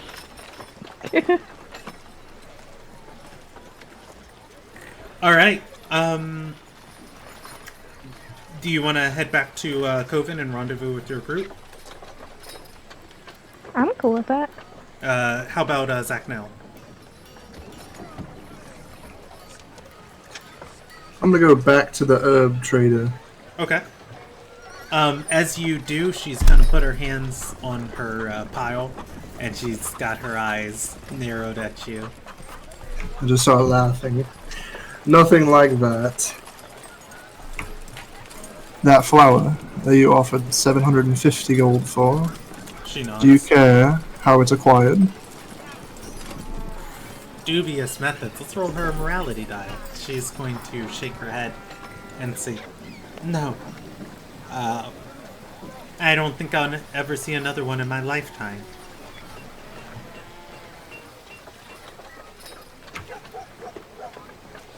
If I can acquire it, I'll come back. And I'll walk away. She'll call for you and say, "Wait! I'm staying in the boarding house," and she'll yell her room number in case you don't find her here. Do I get that room number? Yeah, you can just assume Zachnel knows where she's at if not here. Okay. Alright. You guys head back to the... Oh. you guys head back to the Galena Maeve. Azure, Lex, and Trevin finish eating their meal, talking with Trox. And Isaiah, do you chit-chat with your experiences to the counselor? Yes, I will. I'd be focusing more on acquiring information about the other realm to better understand it. The bridge? Or Yeah. Kainamaji? About the bridge to understand and just inquiring more about it, so further knowledge. Okay. And the consequences of being there and the significance of the mark. So he's going to be trying to fight his fears with knowledge. For the sake of time, give me a history check, or give me an intelligence. I'll allow this as either of these. Give me an intelligence check for how much you're able to gander from as she's talking to you, or give me a deception check of how much information you are able to acquire from coaxing out of her. The thing you're going to notice very quickly about this lady is she asks a lot of questions and spends very little time actually talking to you, letting you do most of the talking. It actually takes some prompting to get her to talk about something or her experiences. You said intelligence or... Yeah, intelligence, reading between the lines, or a deception check trying to coax information out of her. Where you're just like, hey, can you tell me about the... It's like, no, I want to focus on you. And it's a -3 to that right now? Oh, right? Gosh, yep, I forgot about that. Yeah, she keeps redirecting the conversation back to you. After a few times, and Isaiah gets annoyed and just gets up and leaves. Yeah. You're able to gander. She probably has more information she's not sharing with you. She probably just doesn't think it's important. So what you're currently going through is like, what about the bridge? It's like, don't focus on the bridge. It's a bad place.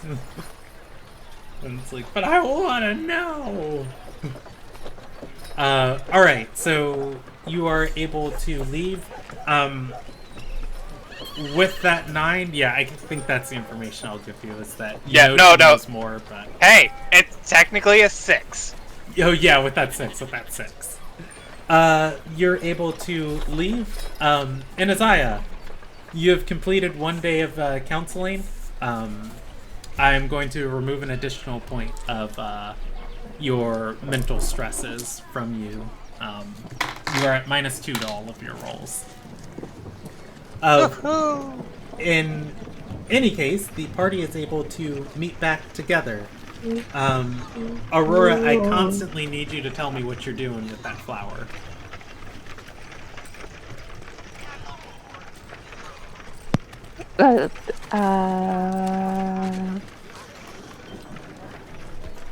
If you're holding it, I just want to point it out to the party, because it is a very strange looking thing.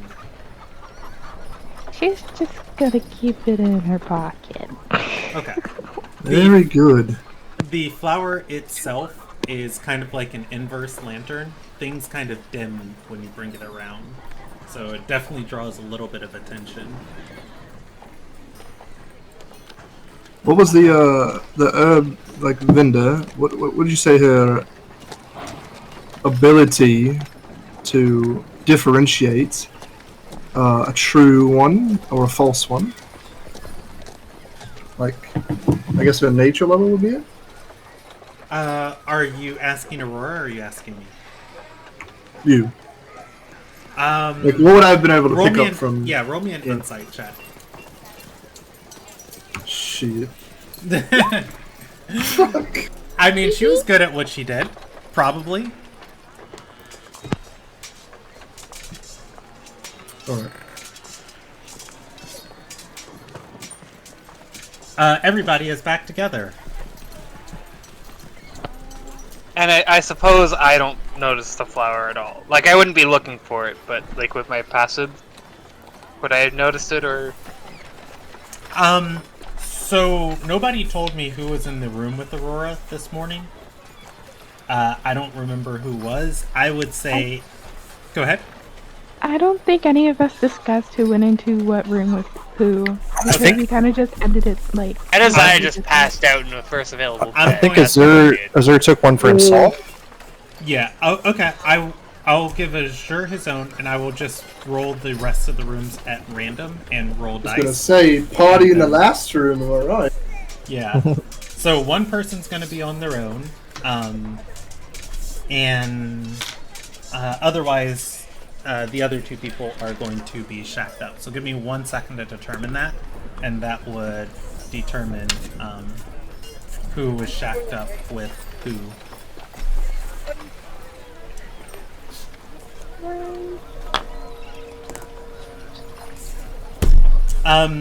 And Isaiah.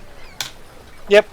You did notice this morning when Aurora woke up, she did have a strange flower with her when she got moving today. It is not on her person now. Okay. And being a herbalist, specializing in medicine and nature plants. Oh, you're asking if you recognize it? How likely would I be to recognize this? Go for it. I'll put it on the. You'll know information about it regardless. To identify it exactly, I'm putting it on the hard scale at 15. Okay, and but what do you want me to roll? the- Medicine, nature? Nature. Just for the sake of everybody's information, Azure had his own room, Lex had his own room, Aurora and Isaiah roomed together, Zachnel and Trevin roomed together. Oh! Well, look at that. Yeah, you recognize this. You've seen the flower before in books, and you've seen other versions of it. This is a type of seed lily. It is a very potent flower. Do you want full lore or do you want overview? For the most part, you know this is an incredibly rare plant. This version only grows on Rion. I can give you more if you want. Yeah, give me like the short bits here and maybe like the full bits like Okay. in that way it don't slow things down too much. It's an incredibly rare plant, only grows on Rion. People grow all types of these flowers all over the world. They're called seed lilies in other nations. The plants, you probably would have came across them in your research. The plants imitate a soul. They generate a what people call a self-sustaining rye. Terai oftentimes snack on them like snacks. It's not enough to be very potent, but it is enough to just back the hunger for like a single moment of clarity. However, different cultures have different uses for them. A Lil Nagai thinks if you bathe in water with lots of these in them, you'll get blessings from the goddess. This one specifically, it's pitch black, and rather than radiating light, it seems to be absorbing light. The only thing that comes to your mind was something called Amira's Tears, which she used, a nature goddess used thousands of years ago to destroy an earth fire. And specifically, she destroyed the earth fire to stop somebody from even worse getting access to its power. The renditions in the ancient art and texts and stuff that you see look like the flower Aurora is holding. Okay. That said, you've never seen one in person. Like In the one person. we had. Yeah. Fair enough. And you knowing a little bit of Anazai's background, what's his personal opinion of this plant? What's his Again, I'd say that's for you to determine. No, like, you know what his background is? I'm trying to figure out, like, you remember? Yeah, like, he's Yeah. trying. Well, I mean, So he's trying to find a cure for Terai. I think he'd stumble Yeah. upon this. And It's- he absolutely hates things that have to do with the undead and necromancy and things like that. yeah, this Would he flower- feel that that is something that is involved with necromancy? No, not at all. Not at all. And in This- his view, evil magic? No. No, not at all. Okay. This is literally just a reagent. However, again, he's never seen it like this, so I wouldn't say he has any moral context on what this is. Like, it's just Okay, like, okay. oh, a seed lily, but it's dark. Strange. Alright. Again, I'll leave it there for now. yeah, Aurora doesn't have it on her person anymore. Everybody's together. You guys are in the halls of Coven. Lex, if you've spent time writing up the request for Trox, you can let everybody know what the goal is. But yeah.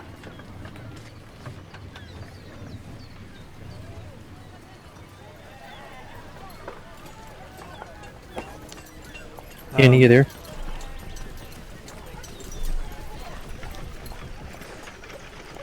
Was everybody ready to go to return this necklace?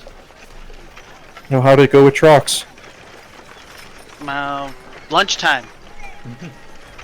Oh, we need a Lunchtime. lunch. She's gonna send us out. Well, you were there, so you would know. I stayed Oh here no, you eating. weren't there. Yeah, you were. I was eating. I was hungry. Whatever. I don't know. Anyway, we're gonna go there. I'm gonna win 10 gold, and then we're gonna come back. Everybody ready? Always. Yeah, alright then. All right. We best bring some lunch though. We better make an order to go.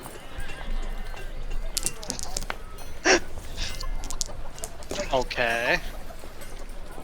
Keep in mind, he hasn't eaten in centuries. Hasn't tasted food. Well, he ate with us before. Yeah, but But he he didn't have didn't a living body to really Yeah, that's enjoy true. it with.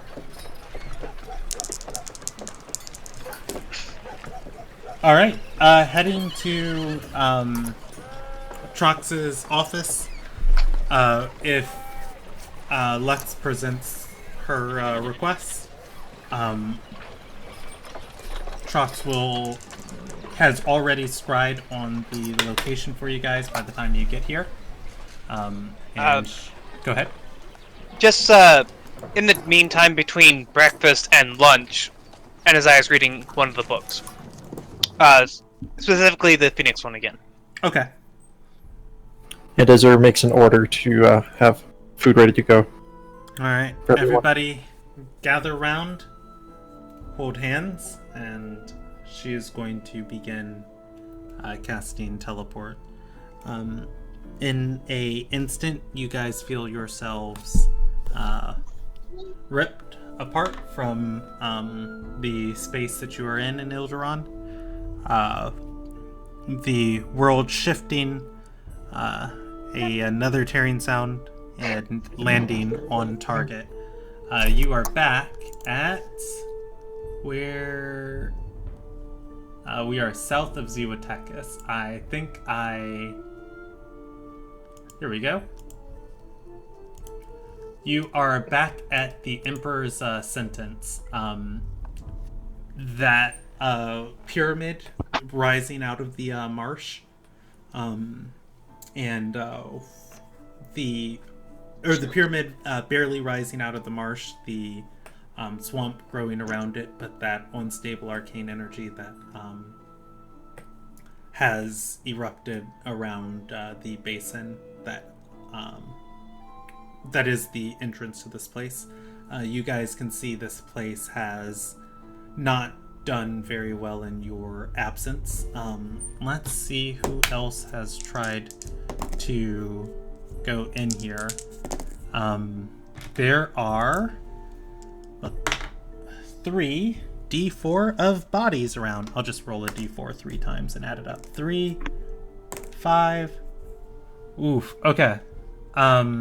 There are 9 corpses at different parts of this pillar. You can see there are more of those blasting barrels. They are completely soaked from the rain, and probably useless, as it looks like they tried to barrel into this place a different way.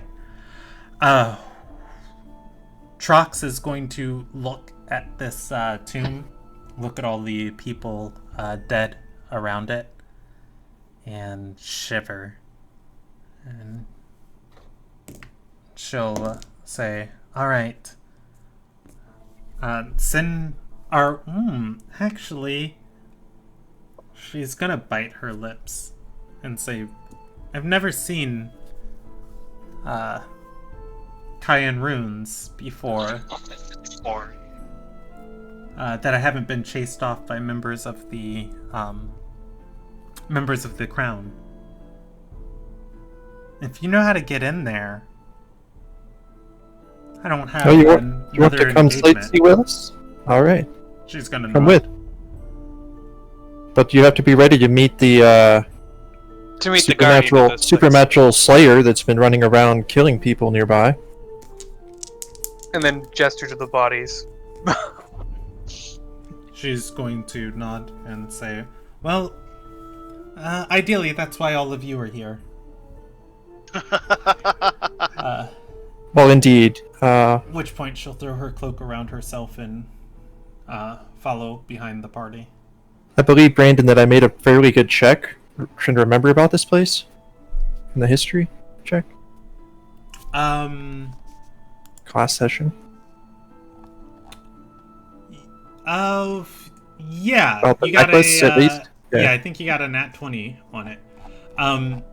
Yeah, your memories of this place are going to come back to you from both Azure's side and Tidethel's side. What did you remember? Uncovering this place. Yes. Tidethel's memories, you are aware this is the burial place of Irella Ephir. Mm-hmm. And again, Azure is aware of that too. If you want, I can give you knowledge of that person, but unimportant. You remember how how this complex works. Do I have an idea of impulses that Tidethel had about this place? Yeah, Tidethel wanted to use the necklace to summon, or to commune with Irella's soul and dig up more secrets of the Empire. Okay. So Azur's going to go and sit down for a few minutes, putting his hand in the pocket where the necklace is, and kind of meditate, focusing on her. While they try to figure things out.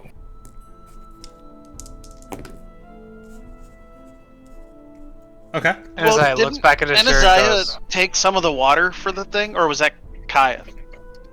Kyath is the one that took some of the water, but... do you guys climb the pyramid and look at the cracked basin on the top? The first thing Anaziah does is he looks back at his shirt and goes, "Are you coming?" Like, questioning, because all of a sudden he took a step back and started thinking about things. Azur seems to be in a trance state right now. So he doesn't respond.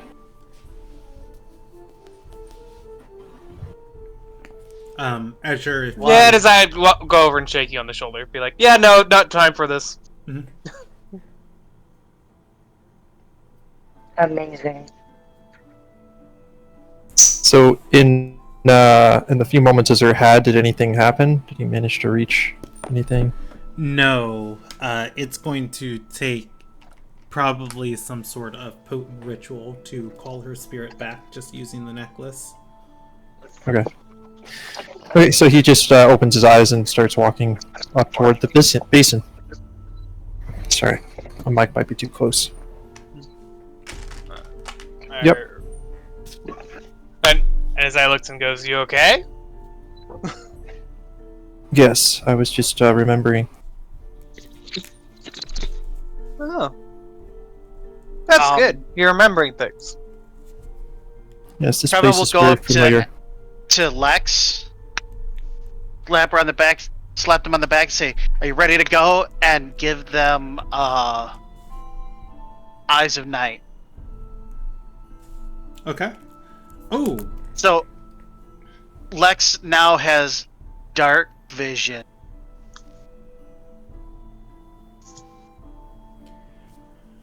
For 1 hour.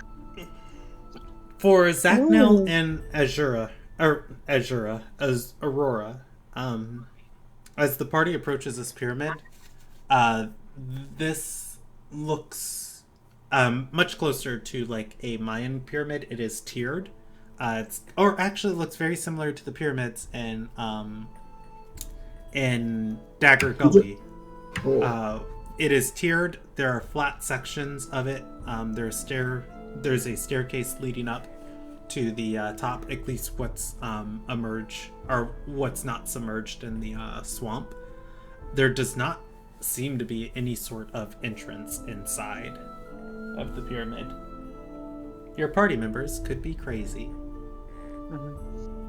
Azura will be saying to Trox, "Don't attempt to take anything without permission. The Guardian is very aware." She's going to nod and say, "Hi." Also, try to avoid touching things. It was quite a hassle finding people when they started touching a door that teleported them everywhere. Yes, I don't know what you're talking closed doors are not to be trifled with in this place. That's for sure. And Isaiah looks at Lex. Anybody else Hi. not have dark vision?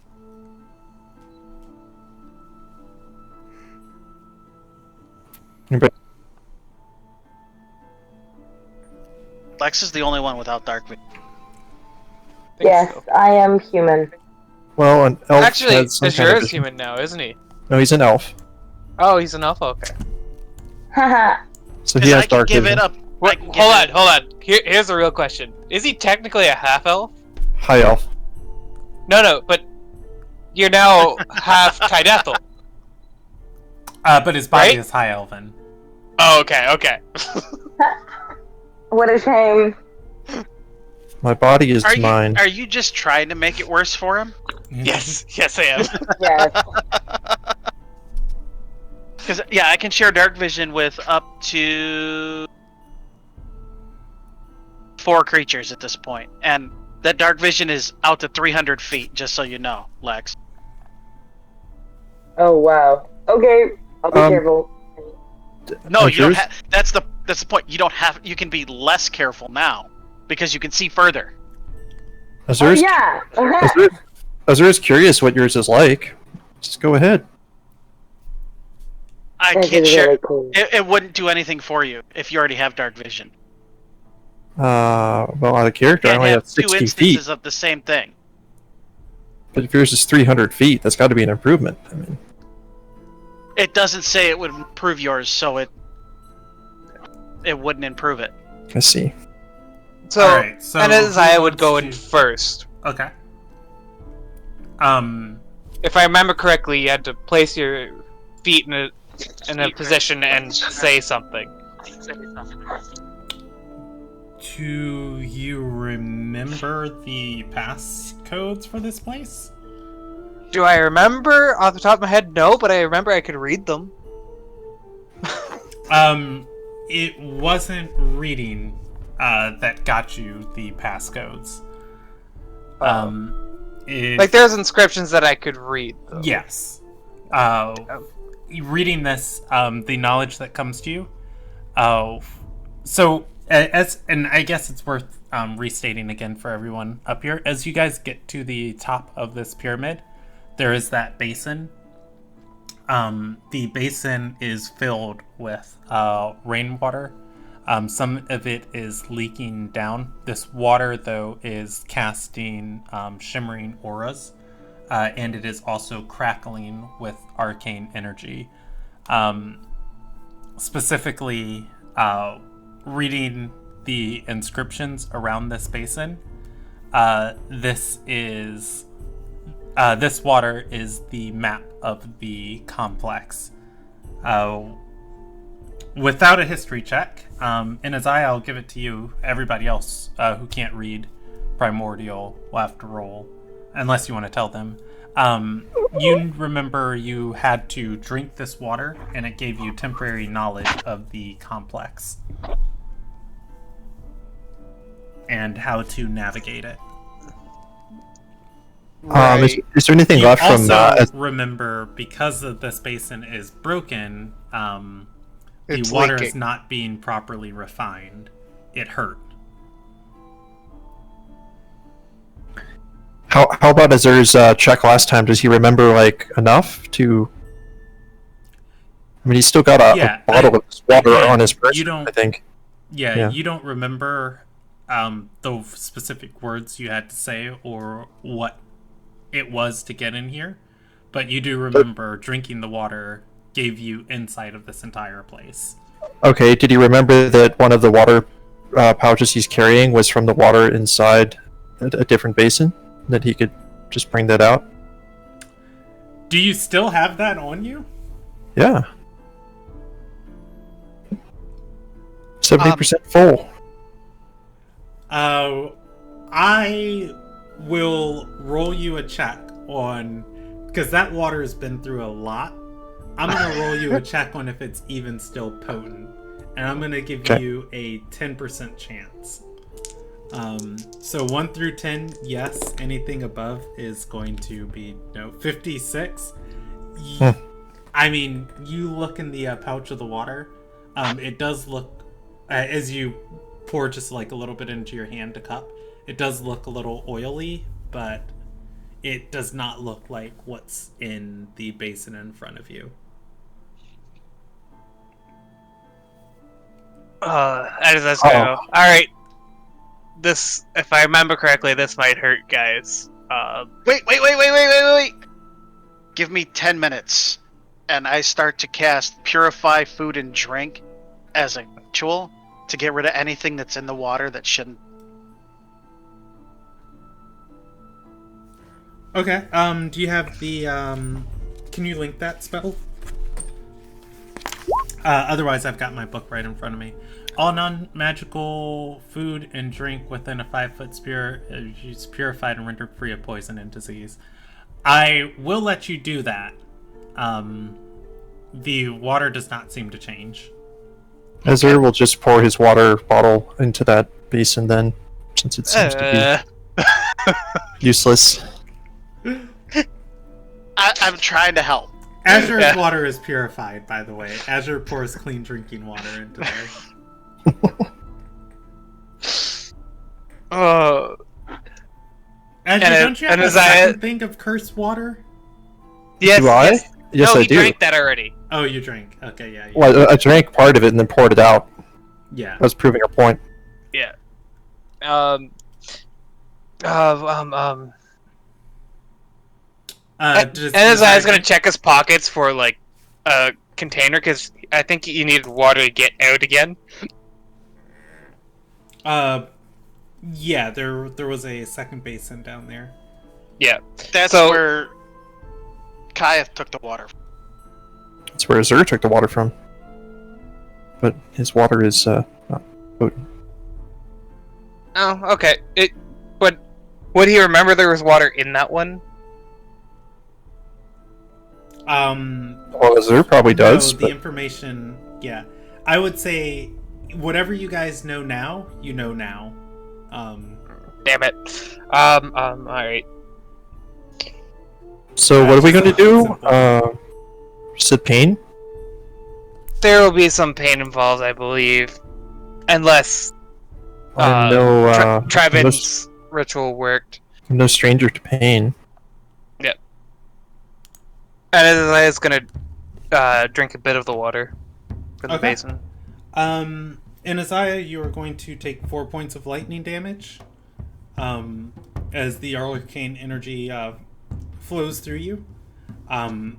As you do, your mind becomes illuminated, you gain a understanding of this complex and all of the different rooms and hallways beneath it. You become aware of its purpose. You also become aware of who is down here, of each of the cells. You are aware of how to position yourself and operate this entrance. If you do so, speaking the proper word and sequence, your party members can replicate it without drinking the water. Yeah, I'll say, okay, you say, and Azai will just disappear as he's doing it. All right.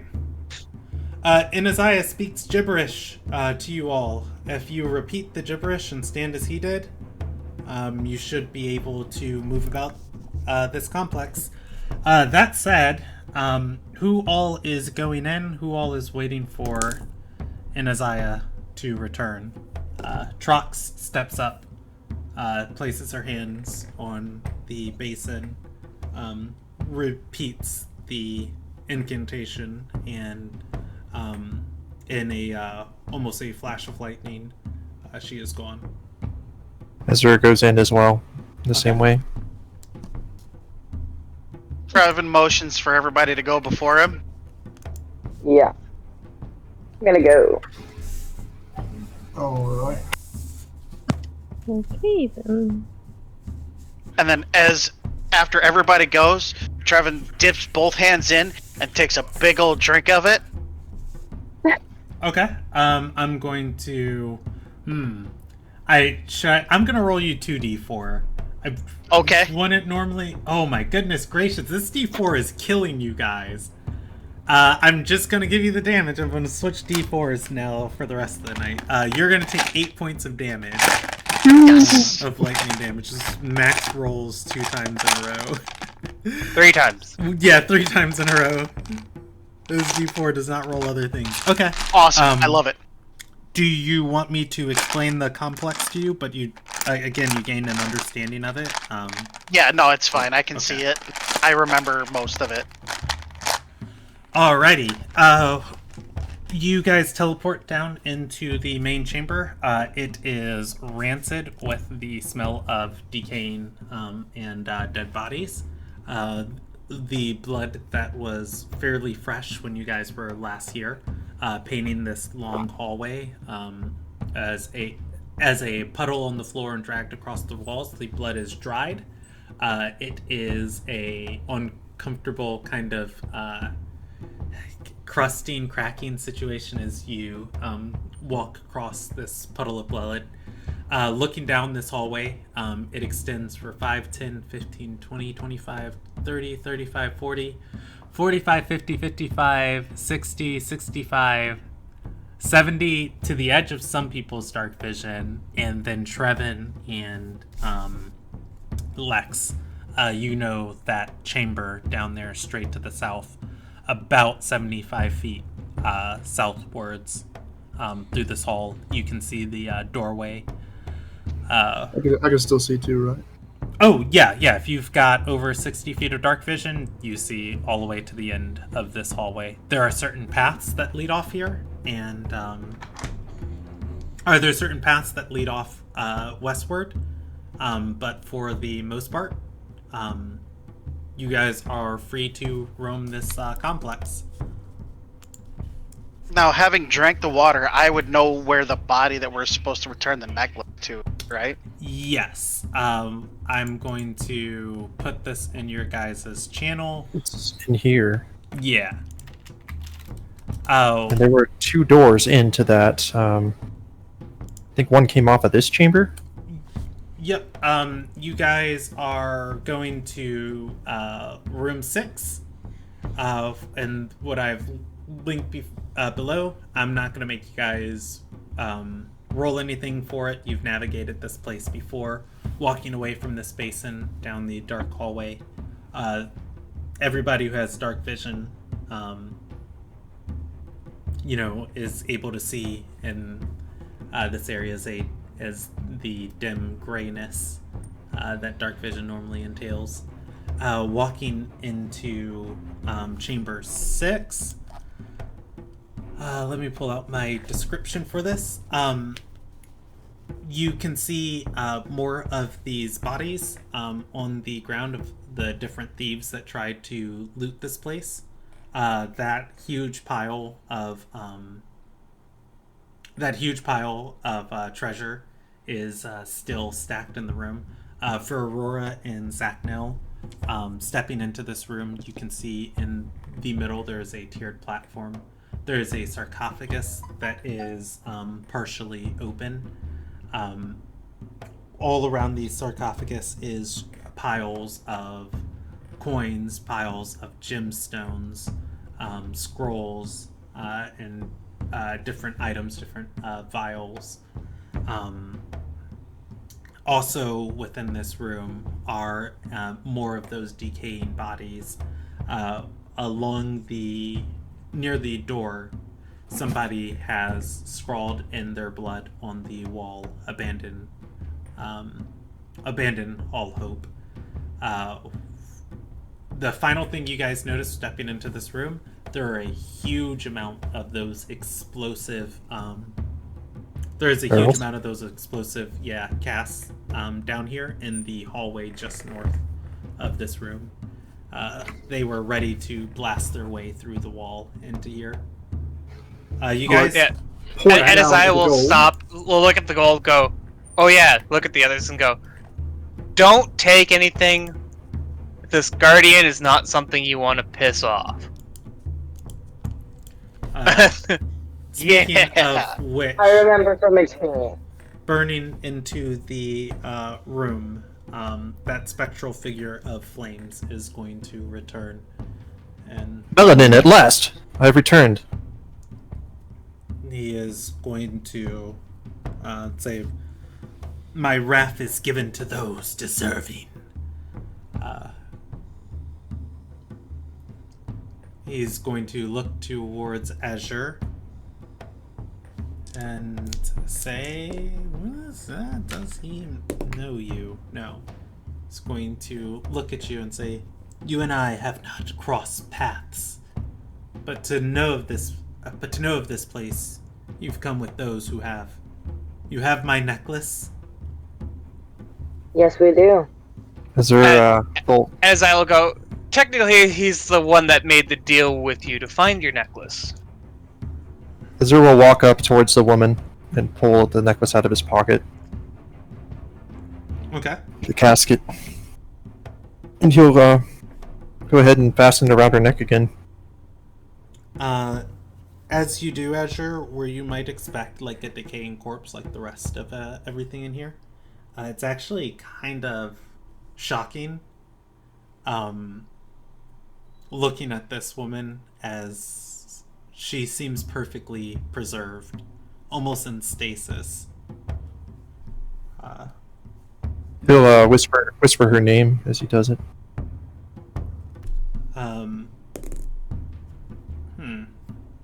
She does not respond. You're able to put the necklace the amulet around her neck, at which point there is a... I forgot to describe those pillars of light. There would be that dim pillar of light giving off red light in this room. I forget where it's located. I'm not going to scroll through all of these notes to find it. It would, as you place the amulet around her neck, Malanin is going to raise his arm. The casket seals itself. That pillar is going to, the light coming from it is going to slowly crawl up the pillar, turning into a dim white light. He is going to nod and say, "You have done this jailer a great service this day. As agreed, my wrath on the nearby settlements ends. I can only hope you've took the head of the one who sent these." Little bit more than that, I think. I took his very soul I assure you. Malinen's flames are going to flare with brilliance for a moment, in intensity, as he says, "You would have been made in great service of our Emperor. Now leave this place. I shall seal it and return it to the slumber, or in return to my slumber and my charge."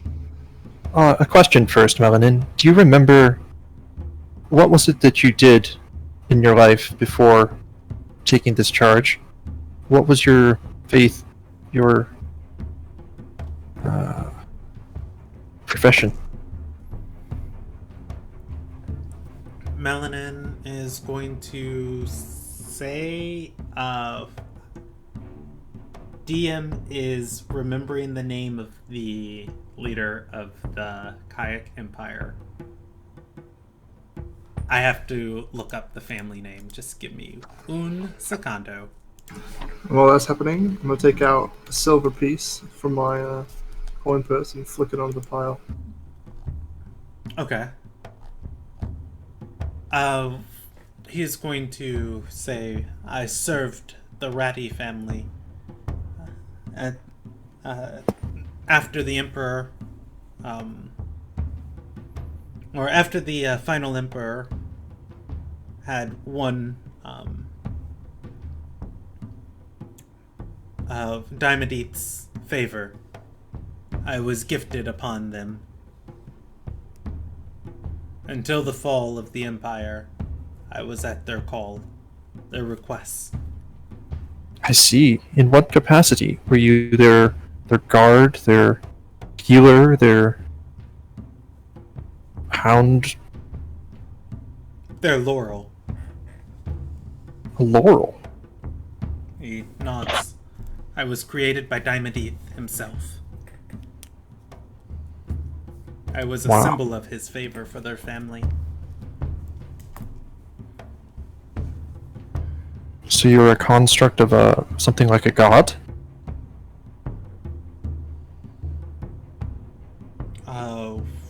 Melanin is going to nod and say, but I was human long before any concept of a lifespan that you all can understand.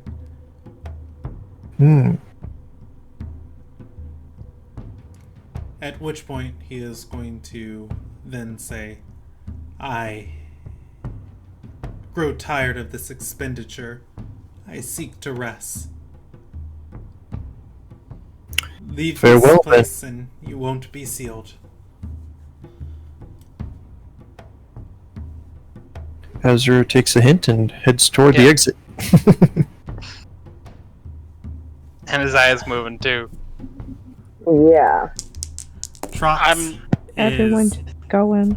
as you guys are leaving, Trox has a journal out and she is scribbling as she looks on the walls. As much there as at she the- can down. Yeah.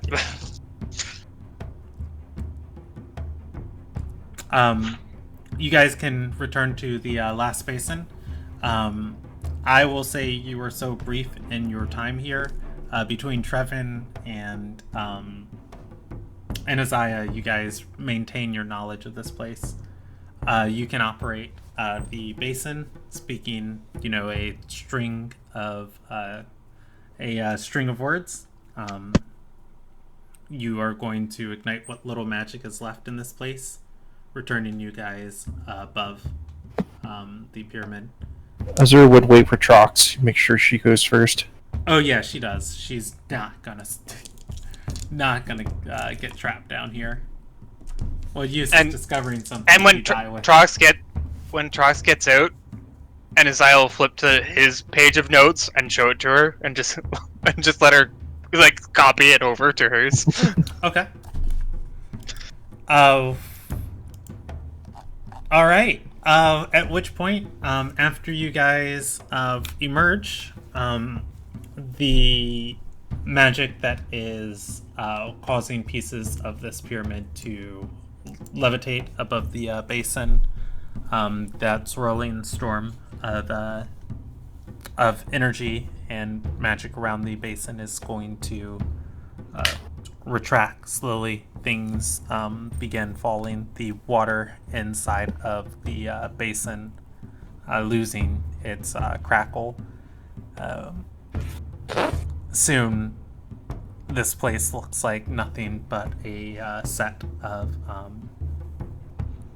abandoned ruins, barely poking out from the swamp. Azure will Go ahead. Azure will check the bodies for anything useful. Okay. I mean, anything perishable or any food supplies they had, that's gone. Or not gone, either chewed through by ravenous animals or decayed. As far as weapons go, yeah, these were some scoundrels. I will say you're able to find, let's say, 4 usable weapons that Malinin did not burn through or destroy. Their armor is going to be unsalvageable. Okay. First, you'll find a spear. Then you will find a 3-up. You'll find a warhammer. These are all non-magical. And finally, you'll find, or second, you'll find a crossbow on the back of one person, and you'll find another warhammer. As I guess that makes sense. They were going to bust their way. Which type of crossbow? Light crossbow. Any quiver, bolt case or anything? You know what? I'll roll what you're able to recover that hasn't sunken into the swamp or the mud. You can find 4 bolts. Okay. Any coin or other things like that? On these people, I would say no. There were probably some other scoundrels with them that probably fled.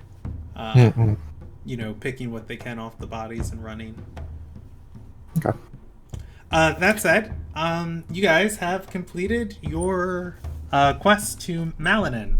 Trox, by the way, she was going to say something. Oh, looking back at this place, she's going to speak up and say, wow, when the swamp grows over this place, you wouldn't even be able to tell it's here. I wonder how many of these were missing in other parts of Galkin. Well, from what I know of the people that are in there, I hope not to. As well as that Guardian can seal this place, it might be wise to seal it even more. In And any I'll case, stop. He'll who wants to have lunch? look around. I brought food. See? Mm-hmm. Trox is going to say, I'm going to head back to the Mave. We're actually heading back there. We'll go with you well. then. Yeah, Before that, though, and Isaiah turns, looks at what he can see from the sculpture, from the structure, Okay. and then goes, cast plant growth over it. Okay. Ooh, nice. You're going to cover up more of it. Yeah. Eventually, I would say, and Isaiah is able to, roll me a performance check.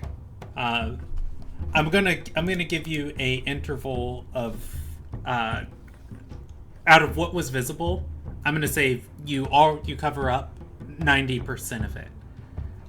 The performance check, depending on how well you do, will determine if you're able to get that other 10%. Oh boy. I need to roll a 4 or higher to get a 1. Well, there you go. You got a 4. Yeah. You're.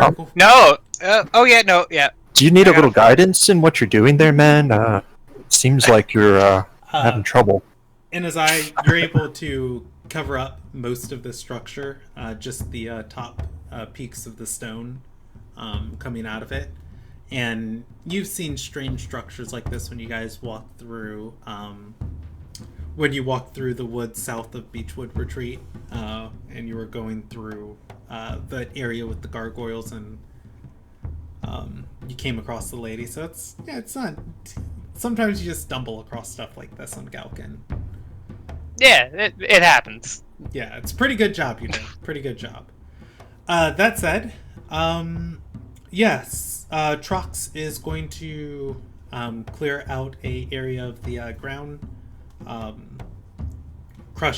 grind up some chalk, and start laying out a teleportation circle. It takes her the better part of a minute in order to do this, at which point everybody gathering round, she is able to activate it, and you all are teleported to the gatehouse of the Mave. Welcome back to the Galena Mave. As you guys... Student does that, Trevin sticks his hand out. Same. Trox is going to look and say, well, I thought it was going to be more dangerous than that. She'll give Trevin 20 gold. She'll give Lex 10. Without what was in my pocket, it would have been very dangerous. Mm-hmm. I mean, Azure almost got you guys killed. A little bit. That would have been fun. Yep. It was fine. Aurora's just like, oh, you're trying to commune with a dead super evil body? That's fine. That's fine. Also, the super evil...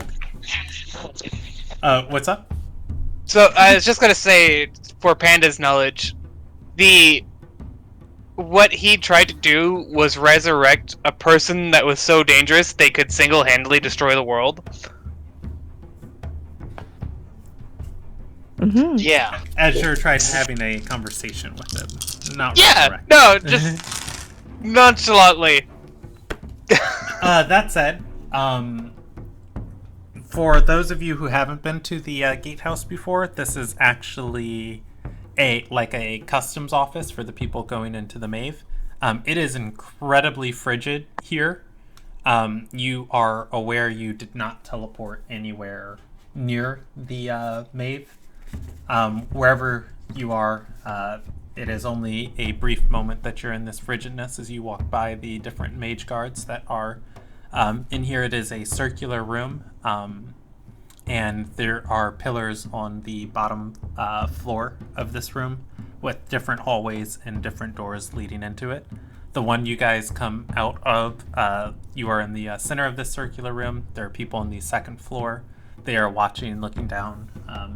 Even while you guys are here, maybe another group would teleport in.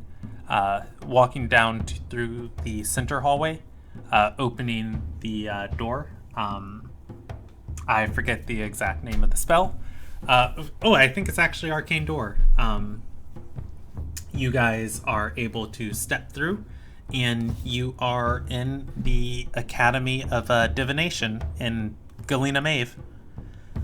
Azure would have actually said the name of a random person inside of the way gate as we went through. I do remember, I have on your thing, remembers 5 portal attendants. Yeah. I don't have the name of the 5. It's fine. It's just funny. Okay. It's a funny random thing that he does, considering he doesn't remember anything. I would like to say, on my Azure card, I do have Azure remembers the portal attendants. How's it going, Frank? Frank. Exactly. Clips at you. Wait, Frank doesn't know you.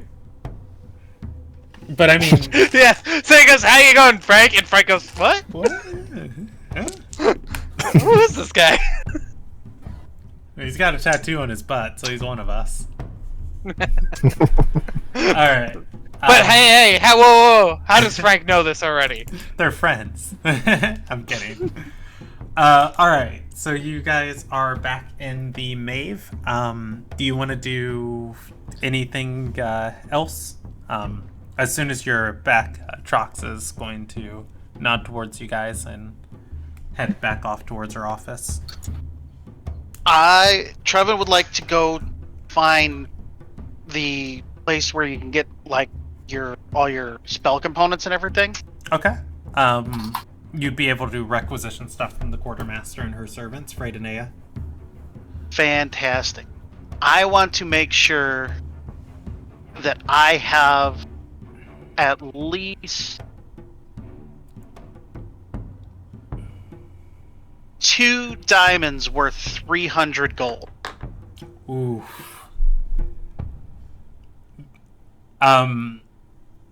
Freydanea is willing to do it with an order from your advisor. That will pull on your guys' good favor. Hello. I'd just like to have the spell components to at least bring up 2 people with Revivify. And just in case. Okay. Okay, you give the order, Lex? Yes, I do. I mean, if I have to go to the town and see if I can find them in the town. They're very rare. Yeah. I would make you roll for that for Trevin, because he's a fey creature and he doesn't know dealing with mortals. But yeah, but your party can tell you, it's like, oh, I'll just go into town and get them. It's like, no, you're going to have to deal with the Ruby Shadow. Nobody likes that. I'm going to subtract 1 from your guys' good favor, so I'll move your good favor die down to 8. Freydanea gives you guys the diamonds. You can add 2 diamonds worth 300 gold to your inventory. And, well, like, I was willing to pay for them myself. I mean, it's not a matter of paying for them. It's a matter of the diamond trade is controlled. Oh, okay.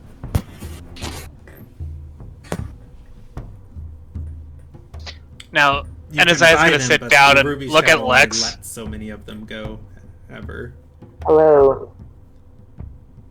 So Enezai's gonna sit down and look at Lex and go, "So, your next mission, what's the plan?"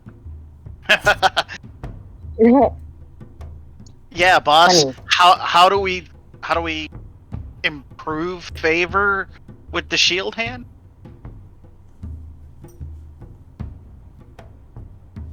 I'm not entirely sure. I mean, I could talk to her. Tell her a story. Would you do that for me? Of course. Thanks. Yo! You're just gonna tell her a random story, just out of the blue. Here's a story. I don't. Of What? a lovely lady. Well, it depends. It depends what we want the effect of. I mean, do you want to entertain her, bring her into our friendship, or completely influence her to the side of Maeve? Well, we've just found out she's fighting on our side. Well, in a way, maybe. I think she fights for herself.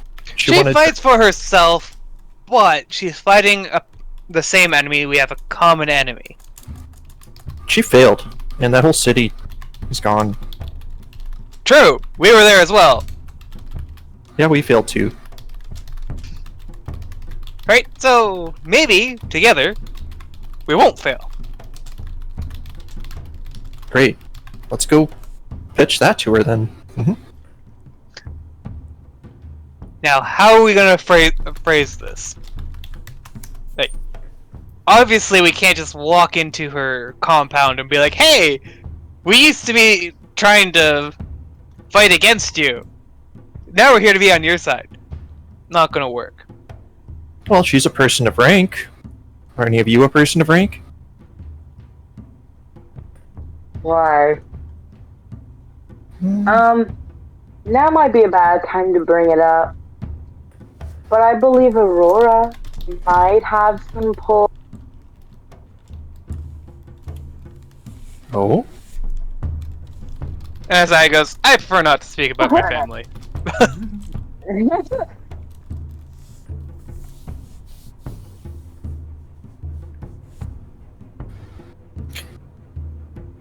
Well, I'm an elf. So, I was messaging Panda about some stuff, and something that is going to come to Aurora's mind as all of this conversation is happening. If you guys are trying to gain favor with the Shield Hand, if Aurora's willing to share any of the information she learned from the daughters about what their next plan is with that rolling mist over the inner sea, that could be incredibly helpful information that could net you guys favor. Does Aurora want to speak up and share it? Yeah, sure. I mean, less people dying. Okay. What's that about people dying? Yeah, I'm curious to see how you explain this away, Panda. Let's. Yeah, but I'm trying to formulate how I'm gonna do this. Would she try and bring it up like casually of like not including her involvement in it, or? Well, the question would come up like, how do you know this? And I don't know, like half the party already thinks that. Aurora's sus. I'm sus. I mean, Azur doesn't seem to think anything. He's pretty new. Yeah, but Azure is Azure. He's too pure for this. Yeah. Lex is suspicious, but also she's worked with worse people, so it's not that bad. Anazai has been out of it, so he hasn't really noticed it, but... Yeah. Ooh, I'm just really trying to figure out how she's like, hey, people are gonna die. Oh. Why? Oh? Oh. Well, the daughters of Gendui may or may not be planning to bring back their god. Oh? What's the god's name? What? Beats me. That. And where did this come from all of a sudden?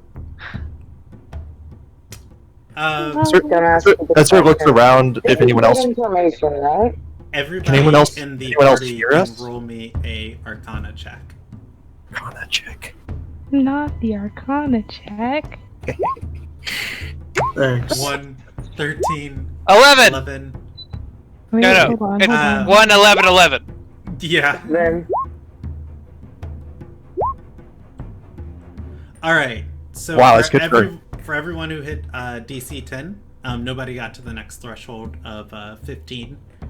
For everybody who reached DC 10, you are aware, Trox told you guys you have that, remember you guys captured earlier in the campaign Kun in the cage downstairs? She's still in the basement. Even though Kun has been imprisoned here for days, even I think it's been like a week. She's been here. She still is, with no visitors from outside, she's still very aware of everything happening in the world. Trox has suspected, along with Anaralis and Kaya, the Daughters of Gendui are able to organize all of their members across the world, somehow with some form of mass telepathy, that they're all able to interact and talk with one another. If Aurora's telling you guys the daughters are going to do something, and there are rumors of, somebody in Aurora's band doing some bad things, maybe Aurora's the person, or maybe somehow Aurora has gained access to this network, but... Who knows? Who knows? So you're telling us that, as far as we are aware, all of a sudden, Aurora is able to do the very thing our enemies are able to do with our enemies. Sounds so sus. I can't. So, more importantly, how do we stop them or not die? I don't like dying.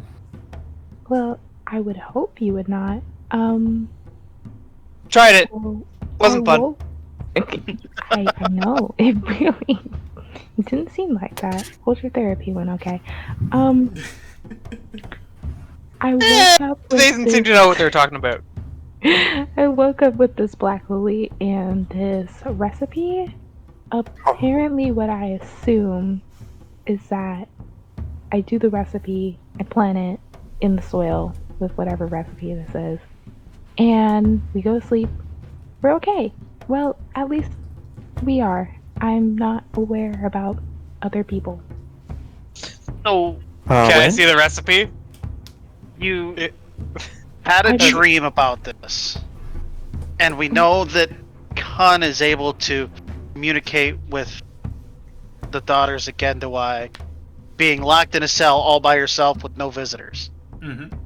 Maybe she had the dream too. Maybe she has another flower. How about we go pay her a visit? Yeah. But, True. wait, what's the time frame on this? I mean, how soon do we need to plant the flower? Tonight. Well, Oh, this wee Okay, shit. let's get down there then. Yeah, let's go talk to Khan. Well, that's a Why do you- surprise for this session. Okay. I'm gonna take her flower too? Well, Just- let's find just out. go- Okay. Just go open up the cell and search her. Yeah, I think that would be a good place to start. How did you get the flower? Well, I just woke up with it. So, and I'm assuming that has something to do with you drinking the dark water. I mean, that's why. Yeah. Wait, what? What now? Oh yeah, she drank the dark water. Did Azure see with- her drink it? Yeah, Azure was spaced out dealing with his new space in life. Our new place in life. As Okay. Brandon was controlling your character and didn't want to make Okay. decisions. Gotcha. So, while you were dead, after you tried the whole fly thing, which was brilliant, by the way. No, I really thought it was brilliant. It was this close, but we had a nice meeting with the leaders of the daughters of the Gendui, and our I friend. think I here remember you guys drank- mentioning this, but Our friend drank the dark water. I'm refreshing. Yeah. So Ah, and then yeah. we were told to leave, and they sent us away. Yeah. Okay, Azure's and- gonna do a history check On what? on the veins of darkness again from the streets and the rain and all that. I mean, you remember what you remember. I think you already recovered those memories. Yeah, I think I did. Okay. Azure will just nod. That makes sense. Oh yeah, I'm gonna assume, and this is because I wasn't there in Dagger Gully, but maybe, just maybe, these flowers that you're gonna plant might have something to do with those things that y'all saw in Dagger Gully. uh-huh. No, don't touch it. Don't touch it. Leave it alone. Touch a hard And- turn, and you stay out of the room. And as I looks at Aurora and goes, "Did anything else happen in this dream?" Well, from what I can recall, I got there. They started having this random speech about how they found a vessel for their god, and they need like this mist to go over everyone. They need, what is it, 20,000 additional souls for it? Azure raises an eyebrow. Multiple people were indebted to them, and they were granted powers. That's really all I remember from it. So what you're telling us is now, you waited until now to tell us that they're gonna try and kill an extra 20,000 people after they just killed almost everyone, if not everyone, in Dagger Gully. Right, and not only that, it's tonight. Pretty much. Way to bury the lead on this one. Hmm. As I Yeah, reaches over the that's table and fine. just gives her a smack on the side of the head. Just like, what the fuck? let's go talk I'm gonna to pick Khan. her pockets. Lord, What? no. She's just gonna turn away and start going because, like that one new meme, I'm gonna leave it alone. Because if I try to fix it, I'm gonna hurt somebody. So Lex just turns around and walks away. Yeah. So, And then that goes Not doing it back. again goes, can I see the list? is there the list of 20,000 people? Is that what you're No, talking about? the list of ingredients for this ritual. Yeah, let's hold That on to definitely somebody. worked. What? Excuse me? Hold on to somebody and read that as we walk and talk. Yes, let's go. One of you stay behind with her, though. I don't want her going near Khan. Azure shrugs. He doesn't mind staying behind. It wasn't Aurora's pockets. Thank you. Leave my Um, pockets By the way, alone. once we visit her quickly, I would recommend we go straight to the shield hand, because if we're supposed to build relations not just with her, the we shield want to hand. make sure she doesn't die. How about this? How about we delegate authority? Because now that we have all this new information, we should probably tell the head guy for the Silver Sigil. You know, let's get this up the chain, so maybe we can prevent some deaths. I mean, there's not really much we can do. Kind of what's What are done. you Alright, talking- because we're already... Okay. The day's half over! Yeah, it's only half over.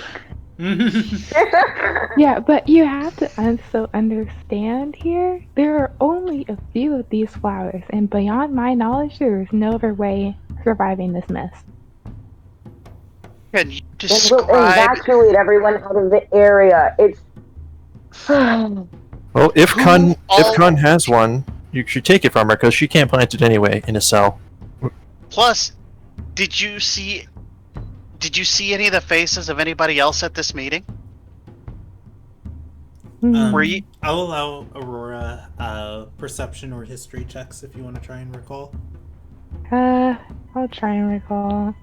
My memory is garbage, so So is mine, so don't worry about it. lol. Oof, killing it, Aurora. Nice. Okay, I can put portraits inside your guys' chat.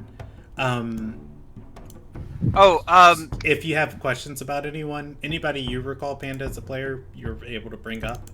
I can tell you everyone that was there that Aurora noticed, but I don't want to just spam you with information. Right. Brandon, I just can't quite remember. Who is our next superior above Lex? So it's Lex is working underneath which person? Because right above Lex is going to be a senator. yeah. The senators govern different regions. Not all of these senators are publicly known. Some regions... Do we know which senator governs our region?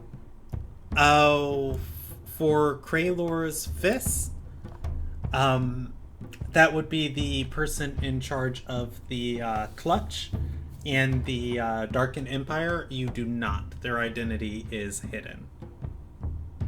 So we go as high as we can. Yeah, so we go to the next step up. Yeah, Gotcha. the next step up would be the Judicator on this. Yeah. Yeah. So the adjudicator.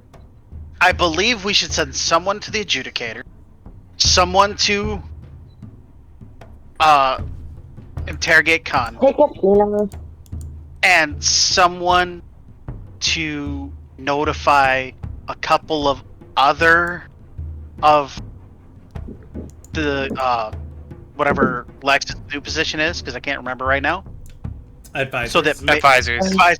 so that maybe we can get something going on where people can, like, you know, maybe start to look for things like this.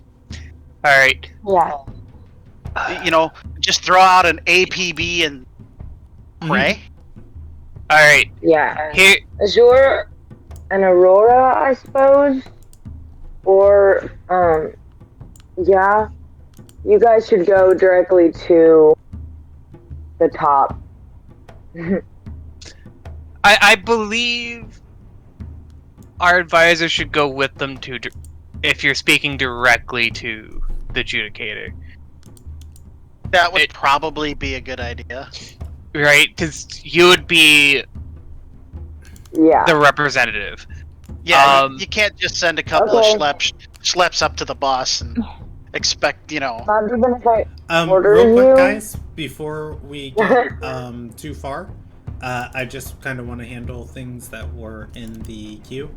I put 3 portraits inside of your campaign page. You guys asked what I remember faces her. you saw. I remember the top 2. I don't remember the third. Yeah, this is for... We know who they are. The first one is a woman by the name of Lady Nymera. She was the right-hand woman of Ayondel when you were at Ayondel's palace in Ayondelori, and also on stage, same position. Second one is Ayondel. She is presumably the leader of this group. The third one was the person they gestured to, who was the vessel for their god. There were 8 other women on stage who were gestured to as regional leaders. You don't know their names. They were varied. I would say they have individual appearances that you could pick them out in a crowd if you saw them, but just describing them to the party isn't helpful. Alright. So, Alright. so Yondel and Lady Nymera and some other women that I cannot name. Yeah, you can refer to her as the vessel they gestured to. Yeah, probably the vessel. Okay. The vessel's a living person.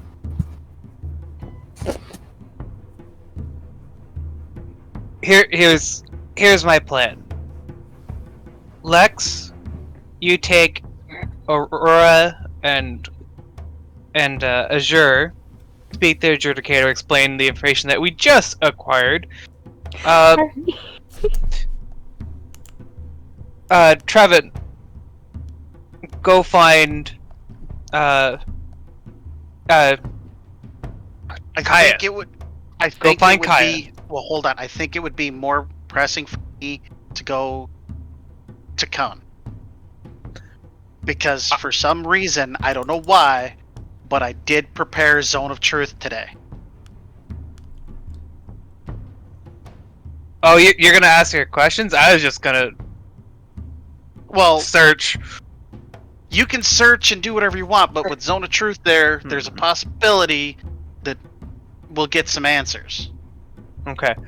I was gonna go find Aurelius, and because I believe he's in charge of the interrogation of her right now. Okay, so in 10 minutes Zach we now. meet towards the basement.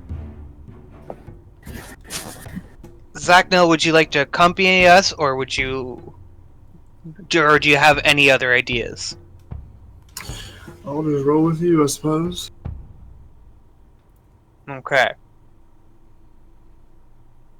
So, How about we get Aurelius, Kayeth, and Simmer? good idea. Though I think Zach- Simmer has her hands full at the moment. Well, I would assume this takes precedent over anything. Fair enough. And he just kind of shrugs with his hands up like, kind of like, yeah. Zach, now, do you remember where Simmer's office is? It's gonna be a history roll for me. Go for it. You were just there this morning, but or yesterday, but I will allow the history roll if you want for it instead. I'll put it at DC 10. Oh wait, this is before we headed out by the Wizard Castle. No, that's the end. Simmer was the woman who showed you guys around the place. She paid you money. I don't think I'm just gonna he say you got guys money, are but aware, of her office. If in character you want to choose that Zacno doesn't remember where it's at, that's fine. But it was down in the bottom of the Academy of Reservation. But yeah, Zacno, again, your character, you can decide he doesn't remember. But if Zacno wanted, I'd be fine with him saying he can navigate his way back there. Yeah, I was gonna say, my character would probably know. I just don't know. Okay. All right. Now, where are we meeting up? Down in the cell, down by the cells, so that we can interrogate Khan, see if she has any more information. All right. I look at the other group and go, "You're playing. It might be an idea to bring the adjudicator down to the cell as well for the interrogation. Mm-hmm. So the information travels a little faster. But you might need to explain a few things first, because to get him going, oh, this does require attention." Yes. No problem. I was also thinking we could save ourselves a step, and I can send him a message. Because I did prepare sending today, too. Sending, tell him to send orders to me. Hope that way it gets through faster. How many Probably. times can he do sending today? 3. I was thinking actually, I can next... do 5. Because I have 2 4th-level spell slots, too. Because I was thinking the next sending being sent to the shield hand. I am not familiar with that person, We so should, I don't think it would work. We would have to travel directly to her base, Right, gotcha. and we should do it soon. So let's be about this. Yep. Alright, let's go. So the coming role plays are actually going to be pretty big, and I would like time to prepare them. So how about? Yeah, it's not like we built like a whole war plan in about 30 seconds there. Yeah, exactly. I was expecting tonight to be like a nice, cool, chill session. Then you guys brought up Kun. I was like, ooh, Kun, I can roleplay her. Let me pull up her character sheet. And it's like, oh, and Ondus. And it's like, okay. And Kaya, and it's like, okay. And Simmer, and the adjudicator. You know and you're like, oh, fuck! We'll just do And that shield next hand. session. Hey, So. look, the way this played out was the best possible way, because I love the fact that it was like, oh, you buried the most important thing that's gonna happen this year, or the second most important thing. Lexi's so mad right now. It's See, like, I don't you know. knew this morning. I don't know. Well, We didn't actually, think to tell. let's do experience, and then we can talk and hang out after this. You guys finished the quests with Melanin, the charge. I'm going to give you guys 1,000 experience for that. Easy peasy. I relay your fear. Her soul will be laid to rest. Aurora, I gave you bonus experience for showing up to the for the noble session for Aurora's vision, but I will give the party a major storyline experience, and the second time it's the end of the world as we know it for this group. Yeah. I'll give you guys minor experience for Inazaya's counseling session. And I think that was everything major that happened tonight. The potion is its own reward in having a safe haven.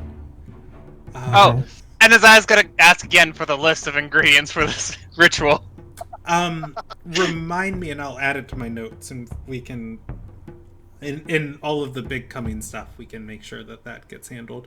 Like, you guys, like, so much stuff gets said, I try and, like, file in my memory, okay, like, next do this. That was one that did slip away from me. Well, no, it's just Panda keeps ignoring it. So he wants to see it in character at least, you know. like Edazai just keeps saying, "Can I see that list? I want to see that list." So I've got 3 events tonight. Was there anything else important that happened tonight? Is there 8 meals? Yep. Food is Lex its own started reward. learning the thing she's responsible for. Responsibility Yes. is its own reward. There was a Actually, coin. you know one thing that's really important that Lex should probably put up? What's up? Lex needs to learn how to read. I wonder if they give classes for that. How do you become an Lex- advisor and you can't even read? That's Lex great. is good at keeping their head. That's it. Yeah. I'm waiting Literally. I'm waiting for her to get like a letter with her orders, because that's how we got our first mission. Yeah. I'm just gonna hand it off to like NSI. All right. So 2,350 or 2,375 experience for tonight. And I am going to give inspiration, I think, to Inazaya and Aurora. Would you guys like normal inspiration, or would you like the rolled random inspiration?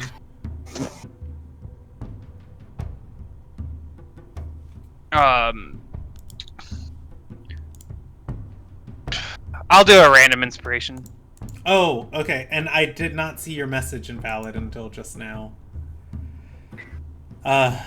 Is that right? All right. I will file that in my notes for the start of next session. There's a lot of stuff. Okay. Panda, would you like normal inspiration, or would you like me to roll for you?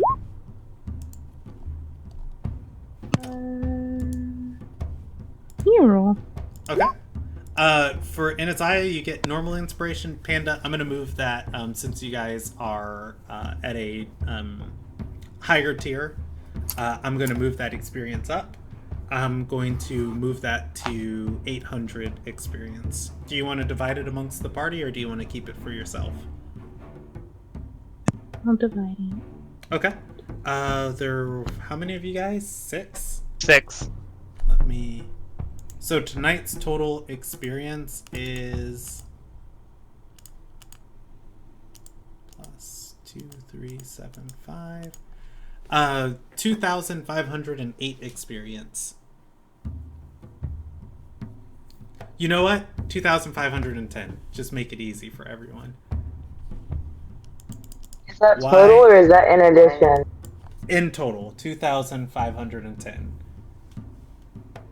Okay. Alrighty. And our next session for this group is going to be on the 4th of September. So how much experience did we get from the splitting of Aurora's? 135. 135. Gotcha. Alrighty. What was it total again? My bad. The total experience right now for everybody but Aurora, I think, should be 44,197. Yes. Alrighty, thank you everybody for watching. If you want, you're welcome to hang out with us in the Discord. We'll be streaming tomorrow, the Gladiators. Have a great evening. Goodbye.